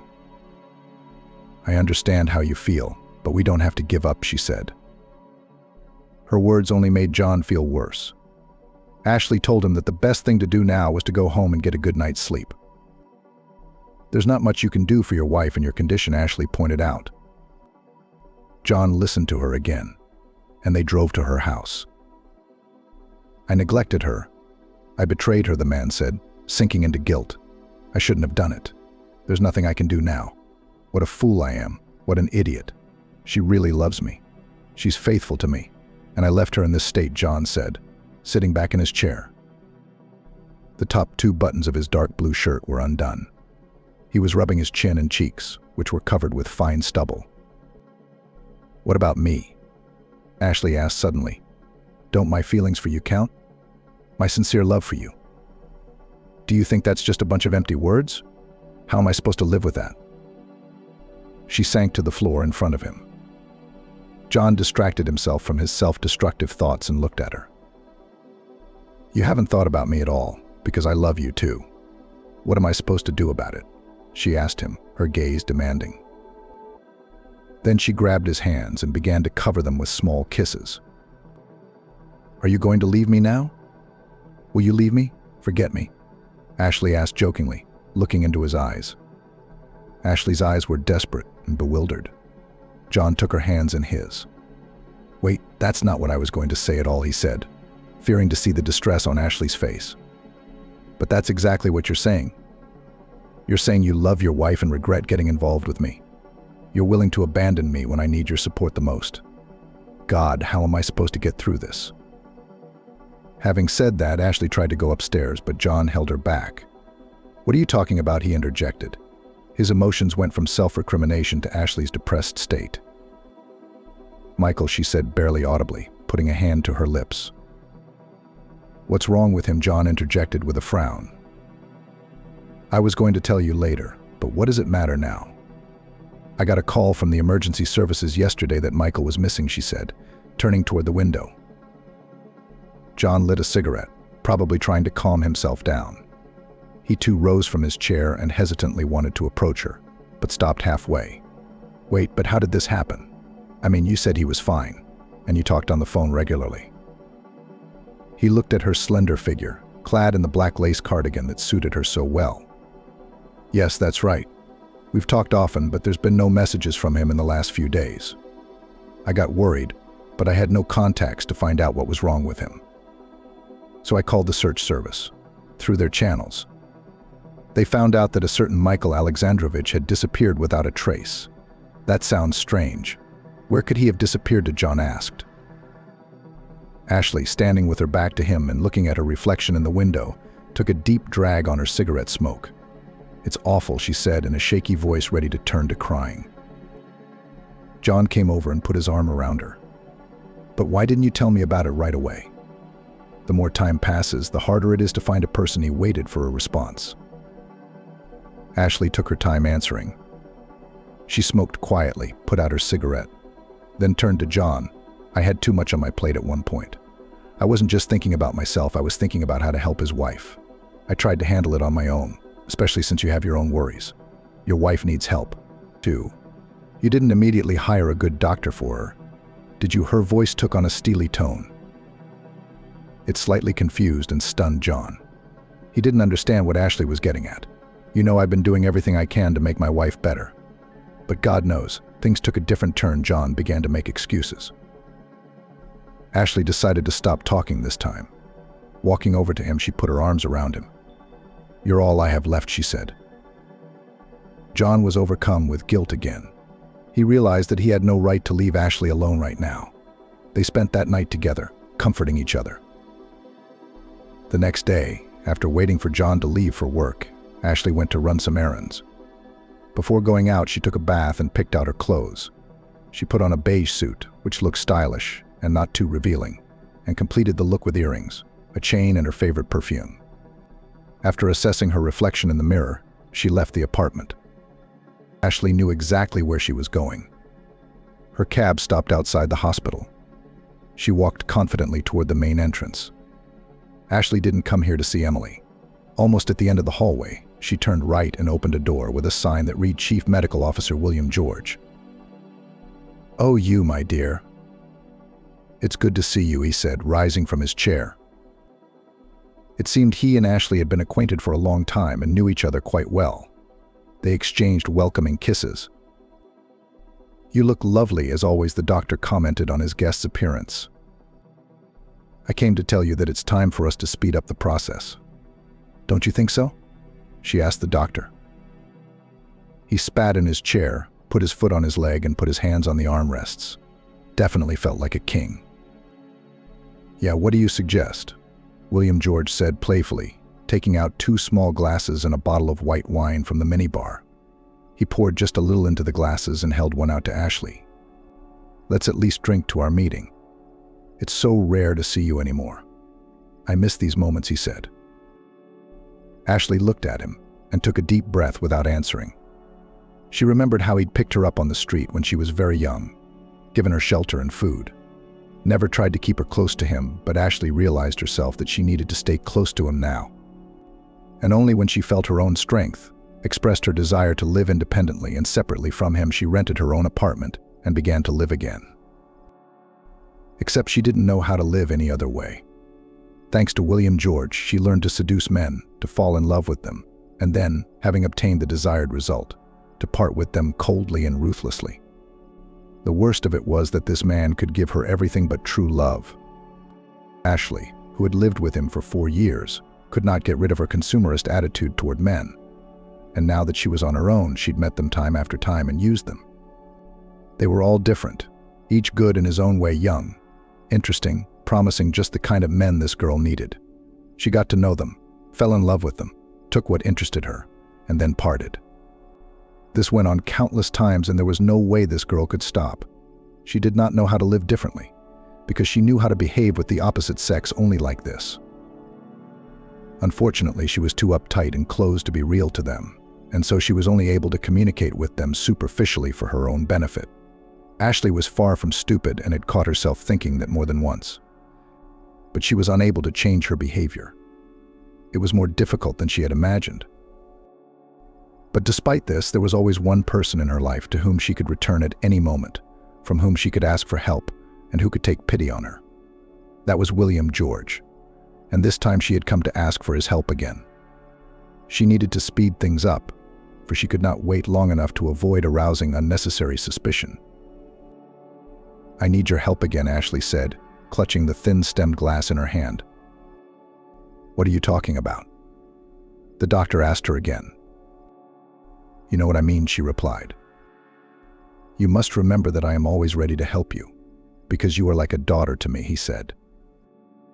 He walked around the table, sat down on the countertop, and then, facing Ashley at a very close distance, allowed himself to cup her chin. This man loved to feel power over others, and especially this girl.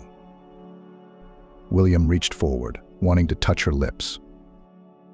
"Give me what I ask of you first," Ashley replied, pulling his hand away. He looked at her for a moment, then stood up, walked over to the safe, opened it with a small key, and took out a tiny bottle.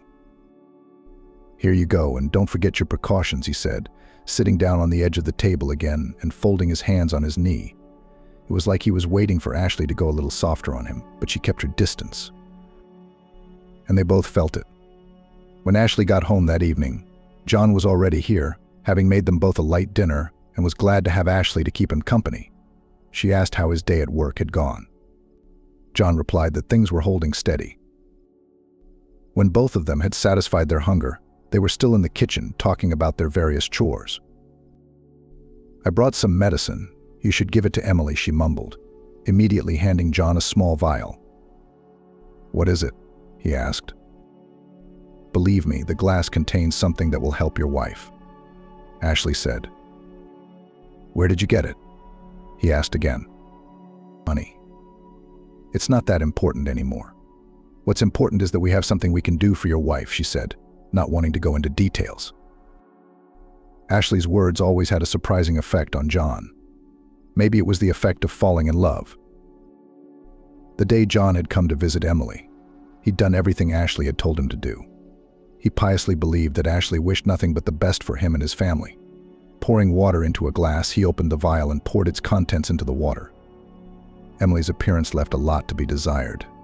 She was pale, her cheeks sunken. When she saw John, she tried to smile. Her lips were pale, chapped. "Emily, you need to drink this," John said. "The doctor said it would help you keep your body strong." "Thank you for your concern," she said in a weak voice. Her husband helped her up so she could take the medicine. Emily emptied the glass and looked into her husband's eyes again. She was sorry he had to see her in this condition. "Don't worry, I'll get better soon, and everything will be fine," she said. John ran his palm over her cheek. He was looking at his wife as if she were a different person now. "You're going to be all right," he said. Even though he said so, he could hardly believe it. For too long the doctors had been trying to cure her. But all their efforts were in vain. The disease had no intention of leaving its new home. Yes, John had lied. But what else could he tell her in this situation? A few days later, Emily got worse. The doctors were very tight-lipped, and one day they informed John that they had to transfer Emily to a hospice unit. He was shocked by the news. As always, Ashley was by his side, putting her hand on his shoulder. Both of them returned home. John was heartbroken. He didn't want his wife to end her life by passing away in the prime of life from some unknown disease. Ashley found something to say to him again. She talked and told him not to blame himself for anything, that he shouldn't forget about himself and his life as it was. "You are young, you are handsome, you are full of vigor. You can't put an end to your life," she said. John sat on the couch, putting his elbows on his knees and covering his face with his palms. "You don't have to put your hands down. You're not alone. You know you have me," she said, spreading his arms. Ashley climbed into his lap, wrapped her arms around his face, and looked into his eyes. "You don't have to give up. Do you hear me? And I'll always be there for you," she said, and then nestled her lips against his. How did she do it? It remains a mystery. But as time went on, Emily stayed in the hospice. There she received the care she needed, no longer hoping for her recovery. Meanwhile, Ashley moved in with John. She was already feeling like a full-fledged mistress and was thinking about what kind of renovations she wanted to make to her room and telling John what kind of kitchen she wanted to replace her old one. He saw Ashley's happy eyes, and it seemed to him that this was the way it should be. Soon she started talking about getting married. More and more changes were happening in John's life. He couldn't figure out if he was going in the right direction. Ashley, on the other hand, was persistent. Unlike him, she knew exactly what she wanted. Once, while John was watching TV on the couch, she sat next to him and stroked his hands. John responded by stroking her hands. Finally, when Ashley had his attention, she said, looking at the ring finger of her hand, "How nice an engagement ring would look here. Don't you think so?" she asked, looking at John. "Yes, any jewelry would look lovely on your beautiful, delicate hands," John pointed out. "No, you don't understand. I want a wedding band," Ashley said flatly. "Are you serious?" John clarified. "What do you think? You and I have been living together under the same roof for so long, and you still wonder if we're serious about each other?" Ashley asked him. "Well, yeah, I agree with you, you're right. But how can we get married when my wife thinks I'm still in love with her?" John suddenly objected. Ashley looked at him reproachfully. "How can you say that? Look, you're not only hurting your feelings right now, you're hurting mine too. I'm living with you. I'm hoping for something, making plans, dreaming about our children. Life goes on. I'm not getting any younger." Are you ready to wait and stall for time? You've upset me too. I didn't expect this from you, Ashley said. I was sure that you really loved me and that you were ready to start a family with me. But then all of our meetings and hugs and kisses weren't real. Was it? At that question, Ashley jumped to her feet and looked at John as if he'd just betrayed her. I guess you're saying that you never loved me, and everything that happened between us was just a lie, a pathetic game you made up. Tell me the truth. Ashley screamed. Are you really crazy? No, not at all, John said, trying to even things out. Why would you think that? Calm down, please. I'm not with you for a game, believe me, really. I really like you, I have feelings for you. And of course I'd like to marry you. Oh, for God's sake. Marry me. John suddenly said, getting down on one knee and taking out the ring he wanted to give her for her birthday. I'm sorry I wanted to do this a little later, but I'm very happy that you're going to be my wife. I really am, he said, and in that moment he was probably sincere. After all, he wasn't going to hurt Ashley and he was ready to take her as his wife. Oh my God, John, this is so sudden, she suddenly exclaimed, delighted. She put her hands to her mouth like a child as if she were afraid to frighten away the sudden happiness. What joy. I'm so happy. At last we will be able to legalize our relationship and not hide, she said. Soon they signed and celebrated this festive celebration in a cafe with friends. Ashley was glowing with happiness. The guests congratulated the newlyweds. John felt a little awkward, but still, hearing the approving congratulations of the guests, was happy about it. John, you're doing great. Congratulations. How is Emily? One of his friends asked him. He replied that everything was the same with her. The groom tried to avoid these questions. After the celebration, family life settled down to a moderate pace. John was still working, visiting Emily in hospice on his free days. She rarely spoke to him and slept more and more. John, when visiting her, could not tell her that he had remarried. Before entering the room, he took off his wedding ring, which was wide and different from the ring Emily had once put on his finger. To be honest, John sighed with relief when he saw Emily asleep. In front of her, he felt a kind of shame for what he'd done. But now he was back home. Today was a day off, and Ashley was looking forward to seeing John. She had a surprise for him, and when he sat down at the table, she pulled out a small box. John looked at everything going on with interest in his eyes. Well, don't you want to open it? She uttered, looking intently into his eyes. He smiled and replied that of course he wanted to. He took off the top pink cardboard lid and saw a beige napkin inside, on which was a soft bear cub the size of a small ball, and next to it a smooth paper strip. What is it? John wondered. He grinned and looked at Ashley again. You and I are having a baby, she said, and stepped a little closer to John, taking his hands in hers and placing them on his lower abdomen. Can you feel that our baby is here? She bared her white teeth. John could hardly believe it. But it was true, and he would soon be a father. God, this was what he had dreamed of for so long. With Emily, they'd tried to have kids, but it hadn't worked out. But with Ashley, it was different. He was about to become a father. Ashley walked down the hallway past John's office. It was a small cubbyhole where he used to crawl in alone, thinking about something or talking on the phone. The door was ajar, and Ashley saw him. He was sitting at the table. He had a rather pensive look on his face. His eyes were staring straight ahead. John was definitely not here right now. He held a glass of whiskey in his left hand, squeezed the right corner of his mouth, then emptied the glass. John was distracted from his heavy musings by Ashley, who had just entered the office. Catching her husband's gaze, she smiled. He pulled a smile onto his face as well. He didn't want her to see him sad for anyone. And he had someone to be sad about. He thought of Emily, of leaving her, of stopping fighting with her, and it made him feel hard. Honey, could you give me a few minutes? Ashley spoke. She was holding some paperwork. I had a checkup at the doctor's office. We want the baby to be born healthy, right? She fixed John's hair. Of course, my love, her husband answered her, closing his eyes. You know, I put your name as my proxy. Sign here, please. She whispered in a soft voice.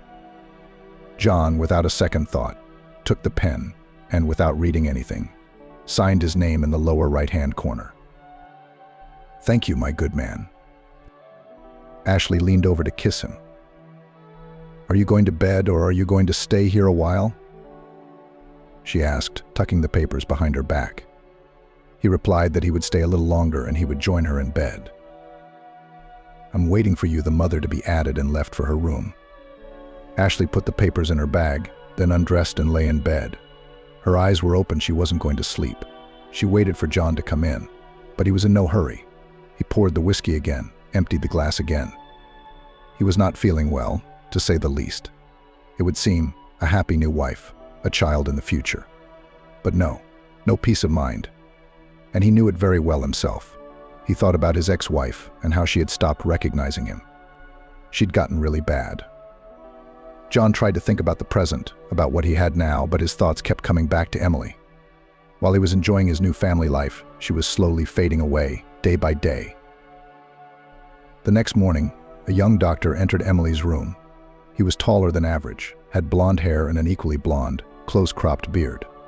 He had started working at the hospice only a week ago. Before that, he had worked in a neighboring town in a polyclinic. However, writing his doctoral thesis forced him to transfer to the hospice for necessary observations. This young doctor naturally had an inquisitive mind. Moreover, he was very quick and qualitative in this direction, from which he was quickly liked by the entire medical staff. The doctor carefully examined the patient, wrote something down in his notebook. His eyes were focused. He glanced again at the patient, whose face had a horrible hue. Vaguely, he recalled how they were taught what to do in cases like this. A line below it, he wrote down the tests he intended to take from this woman. I was about to leave when suddenly I heard a very soft voice. "Wait, stay with me for a while." Emily did not open her eyes, but she knew that someone was with her. She was already so weak that at times consciousness came back to her, and a great sadness and pain came over her at being here. It had been a very long time since she had seen John, but she didn't blame him for that. She realized that there was nothing he could do about her being so sick. It was only the sadness of that realization that filled her soul. "I'm here," the doctor answered. Emily struggled to open her eyes. It seemed to be the first time she had seen this face. "What is your name?" she asked. "My name is Michael George."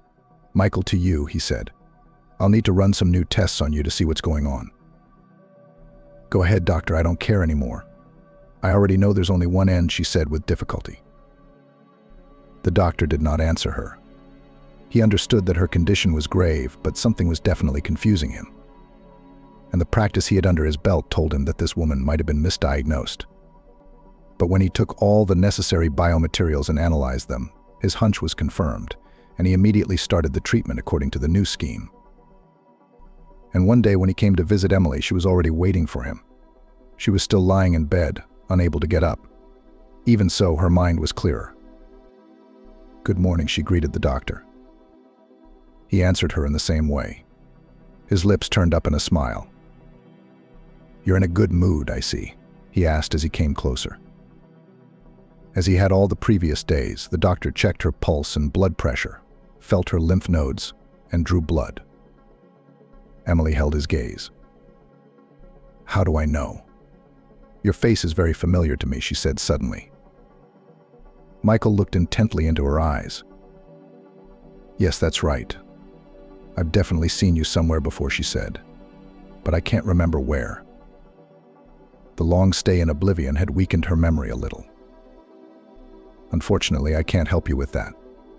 Maybe when you're feeling a little better, you can solve this riddle," Michael replied casually. Suddenly the phrase, "you're asking the riddle," came to Emily's mind. It had been uttered then by the blonde-haired guy in the family circle. Emily's brain went through one picture after another. Things were getting a little confusing. She tried to focus. There were young people in front of her eyes, a blonde, a brunette, and some other man. That's right. There was her husband John and that young Dr. Michael. But how did he end up there with them? "Tell me, do you have any family? Maybe brothers or sisters?" "I remember something, but I'm not sure," Emily said. "Really? What is it?" Michael grinned. Emily strained again to try to recreate the picture better. But alas. I have to admit, I'm the one who had the misfortune to lose his memory, Michael said. That left Emily stunned. What do you mean, lost your memory? She questioned. Michael wanted to tell her, but at that moment a nurse entered the room and called out to him. We'll talk about this later, okay? Michael said, distracted. Yes, of course, Emily said, smiling at him. The nurse who had called Michael looked at Emily strangely and closed the door without saying anything. The nurse told Michael to go to the head doctor's office. Michael knocked on the office, and after answering, he entered. Have a seat, Michael, said the chief physician. His name was Ben Anderson. Yesterday I wanted to ask about a patient named Emily Johnson. He looked at the doctor carefully. I must say, you've made great strides. And as cynical as it sounds, I'm glad you lost your memory once Ben laughed and prepared to listen to Michael's answer. Yes, sometimes we don't know where fate will take us, he answered. But what I'm wondering is, under what circumstances did this woman come to our hospice? Didn't the other doctors find the real cause of her illness? The strange thing is that the mobility of red blood cells, which had been reduced, became normal again, and the shape began to return to its original form. You, Ben, as a specialist with vast experience, you know that this occurs only in 2 cases. The first we immediately dismiss, and then we're left with the well-known clotting agent. But I don't understand your thinking, Ben Anderson interrupted him. Where are you going with this? Michael was in no hurry to answer. Something told him it was too early to say it out loud. Michael carefully monitored Emily and visited her every day. Despite the serious condition from which she had recovered and stabilized, she was still a person who loved life and had a kind heart toward people. Tell me, why doesn't anyone visit you? He once asked. When he said it, Michael regretted it. His words might have hurt her. She thought for a moment and replied that she didn't know why. I guess it's too hard for my husband to see me like this. Frankly, I've lost track of time. I can't tell you the last time he was here. Maybe a week ago, maybe a month. But I don't blame him. John was with me every day before I got here. He did everything he could to help me. I'm grateful for that. After all, if I hadn't gotten here, I wouldn't have met you, and my recovery wouldn't have begun. And yet your face looks familiar to me, she repeated, scrutinizing Michael. He squinted, as if trying to see something that had come to him. As you said, your husband's name is John? He asked, and seemed to sink further into the past, recognizing himself anew. She nodded, adding that John had a brother. After saying the last word, Emily fell silent. Finally, they looked into each other's faces. It seemed as if something important was about to be revealed, but the door to the room opened again, and Michael was urgently invited into the next room. Emily was left with the persistent feeling that she knew this man for sure and had seen him before. Eventually, she came to the conclusion that this young doctor just looked a lot like Michael, her husband's brother. Same blonde hair, and even his facial expressions were similar, but something was still different. And so far, Emily couldn't figure out exactly what it was that made her think that. On one hand, she seemed to be socializing with Michael, but on the other hand, looking at his face, he was very different from the Michael she had once known. Time went by and Emily was getting better and better each day. Emily could feel new strength literally being added to her. She could feel the blood in her veins developing throughout her body and filling it with warmth. She felt again that she could start doing something next time. When Michael came to see her, she asked him if he could purchase some thread and a hook for her. She had wanted to crochet a backpack for herself for a long time, but had put it off every time. Now she felt that she could crochet it in just a couple of days, and she wanted to make it happen. Look, you're almost completely healthy, her doctor said. And it was true. She had even been moved to another ward because she no longer fit the parameters of a hopelessly ill person. Don't you want to call your husband?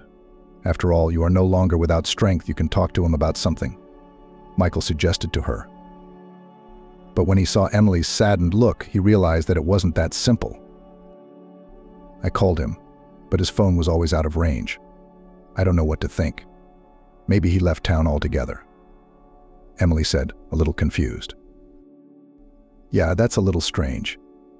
How could a loving husband leave his wife in the hospital and not even be interested in her condition? Michael asked the question aloud and regretted it again. He realized that this topic would hurt his ward. "Are you married?" Emily asked him in response. She again stumped him, because the doctor could not remember the details of his personal life. That's how memory peculiarities work. Michael remembered the names of medications perfectly and was proficient in various therapies. But simple memories from everyday life could not be uncovered. And then Michael had an idea. He asked if Emily remembered the address of the house, and Emily clearly replied that yes, of course she did. Michael then suggested that they go to her house together so that she could visit her husband and find out why he had disappeared from her sight. Emily liked the idea very much. It came as a pleasant surprise to her, and that afternoon at lunchtime they drove to the address. The car slowly parked in the yard. Emily stepped outside and looked around the high-rise building. She was a little nervous because she couldn't know in advance what to expect. Michael got out of the car and offered to go up with her, but Emily declined, saying that she could handle it on her own. He agreed. Emily slowly began to climb up the stairs. Her heart raced with each step up the stairs. When she reached the familiar door with the two numbers 2 and 7 attached to it, she pressed the bell and was ushered in. She pressed the bell and licked her lips in anticipation. She mouthed to herself several times the words she would say to her husband when she met him. All those memories and the days she'd spent with John came vividly back to her mind. She held no grudge against him, but she wanted only one thing: to see him, to talk to him about everything. There was so much she wanted to tell him. She took a breath in and out and pressed the bell, then adjusted her collar and ran her hand through her hair a couple times. Finally, footsteps were heard outside the door, and the next moment the door opened. Instead of John's expected face, Emily saw before her the girl who had been present in her memories. Emily remembered that this was John's brother's girlfriend, so she smiled at her. "Hi, can I come in?" Emily asked, and her voice sounded unsure. The lady who'd opened the door for her wasn't exactly welcoming. She gave her a scornful look and, without saying a word, wanted to close the door in Emily's face. But she had the courage to hold on to the handle. "Ashley, I don't understand you. What's going on?" "I can't go into my own house?" she asked again. "What do you want here?" "This is already my apartment," the new landlady shocked Emily with her words. She grinned, asking if she was joking. After all, Emily hadn't gotten anything wrong. Emily was sure this was her apartment. "Liz, you must be confused about something. It's me, Emily, John's wife. And he's home right now. I need to talk to him." Saying that, she pushed Ashley away and entered the apartment.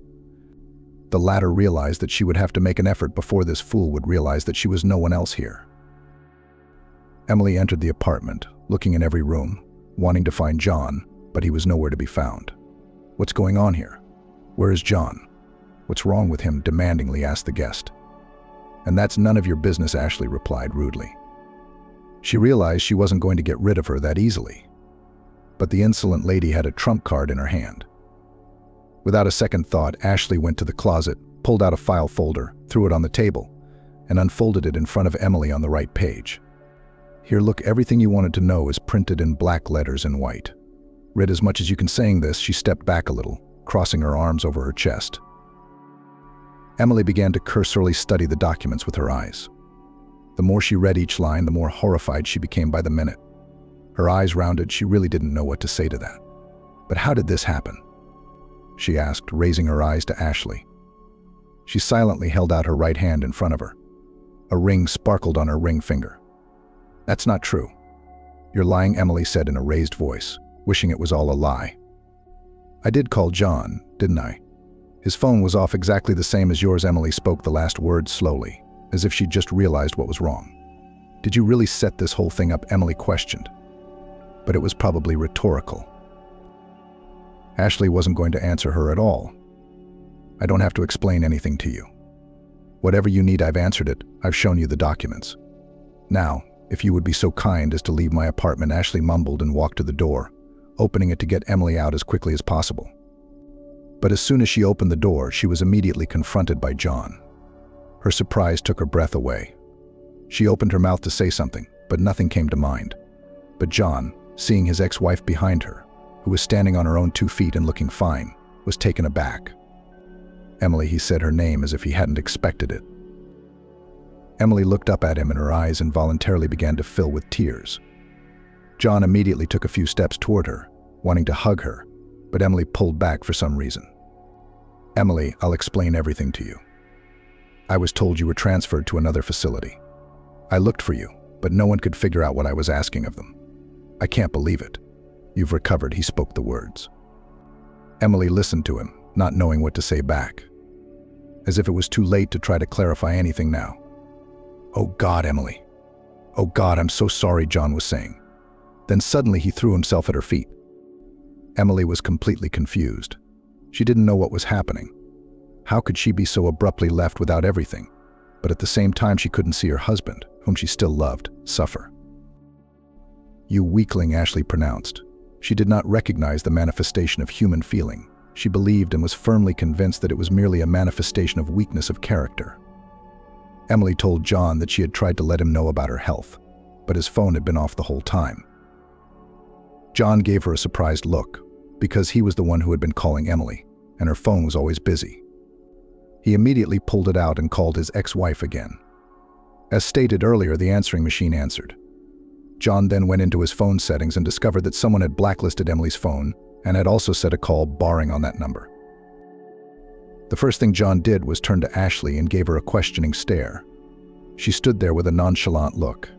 She masterfully kept her mask on, trying not to give herself away.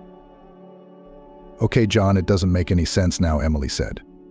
"You have a whole new life now, a new wife, a new family. You've even managed to sign the apartment over to her. I'm going to leave, no matter how much you cry here. It's all the same." John's long since fallen out of love with her and started a new life. "What are you talking about?" "I didn't rewrite anything to anyone," the man protested. Emily told him that the document said otherwise, and then asked Ashley to show him the new property certificate again. He didn't believe her, and when he saw the folder of documents in his current wife's hands, he asked to see them. "What a fool you are," she said, grinning. This surprised John even more, who had never seen Ashley in such a role before. "Here. You can watch as long as you want, can't you?" she said mockingly. John took the folder, found the necessary documents, and indeed found there a certificate that his apartment belonged to her. Next, he found another document with his signature on it. The man remembered the day when he was drunk and Ashley had approached him asking him to sign as a trustee. She had said at the time that it was being asked for at the women's health clinic. And then it hit John, it turns out there was no baby in question. And Ashley set this whole thing up just to get a new resource. "Why don't you tell me why you did it?" John asked her. His eyes were filled with horror and indignation. Ashley was starting to get angry. She didn't like being asked to justify herself. It had been a habit ever since she'd been living with William George. He always asked her to account for herself, and often punished her severely. When she tried to lie to him, he was about to call the police to have them both thrown out the door. But at that very moment the doorbell rang, and since the door was unlocked, the guests didn't wait for their hosts to arrive. Michael appeared on the doorstep, and he wasn't alone, he was with the police. Ashley realized there was no escape. How could it be? She miscalculated. She was sure that on the day Michael was supposed to take the plane to Germany, she had put a substance in his coffee in the morning that would cause spontaneity and fainting. She didn't spare the substance then, and poured a lot of it in. Michael had breakfast, drank coffee, and only at the airport he began to feel unwell. He felt dizzy and began to see people who didn't exist. He felt nauseous and went to the toilet. That's where he lost consciousness. He was found only a few hours later. By that time, the plane had long since landed in another country, completely forgetting about the security guard. The police chose to keep silent about the fact that he remained alive. There have been many times crimes of this nature in the city, and the police decided to bring this case to the end and find the culprit, who every time acts according to the same scenario and always gets away with it. Michael remembered everything perfectly. He remembered Ashley, and that he had a brother John and a wife Emily. In order for him to work and not be too conspicuous, he was placed in hospice care where he met Emily. How hard it was for him to keep himself in check so he wouldn't give himself away. The police tried to work on his appearance to make it less recognizable. Special inserts on the movable eyelid and a false chin with a beard and mustache had done the trick. That's why Emily couldn't figure out who was standing in front of her. The police were careful not to spook Ashley. And when Emily and Michael went to her house, the police were already there. And there was nowhere for the perpetrator to go. Ashley was handcuffed and taken to the station.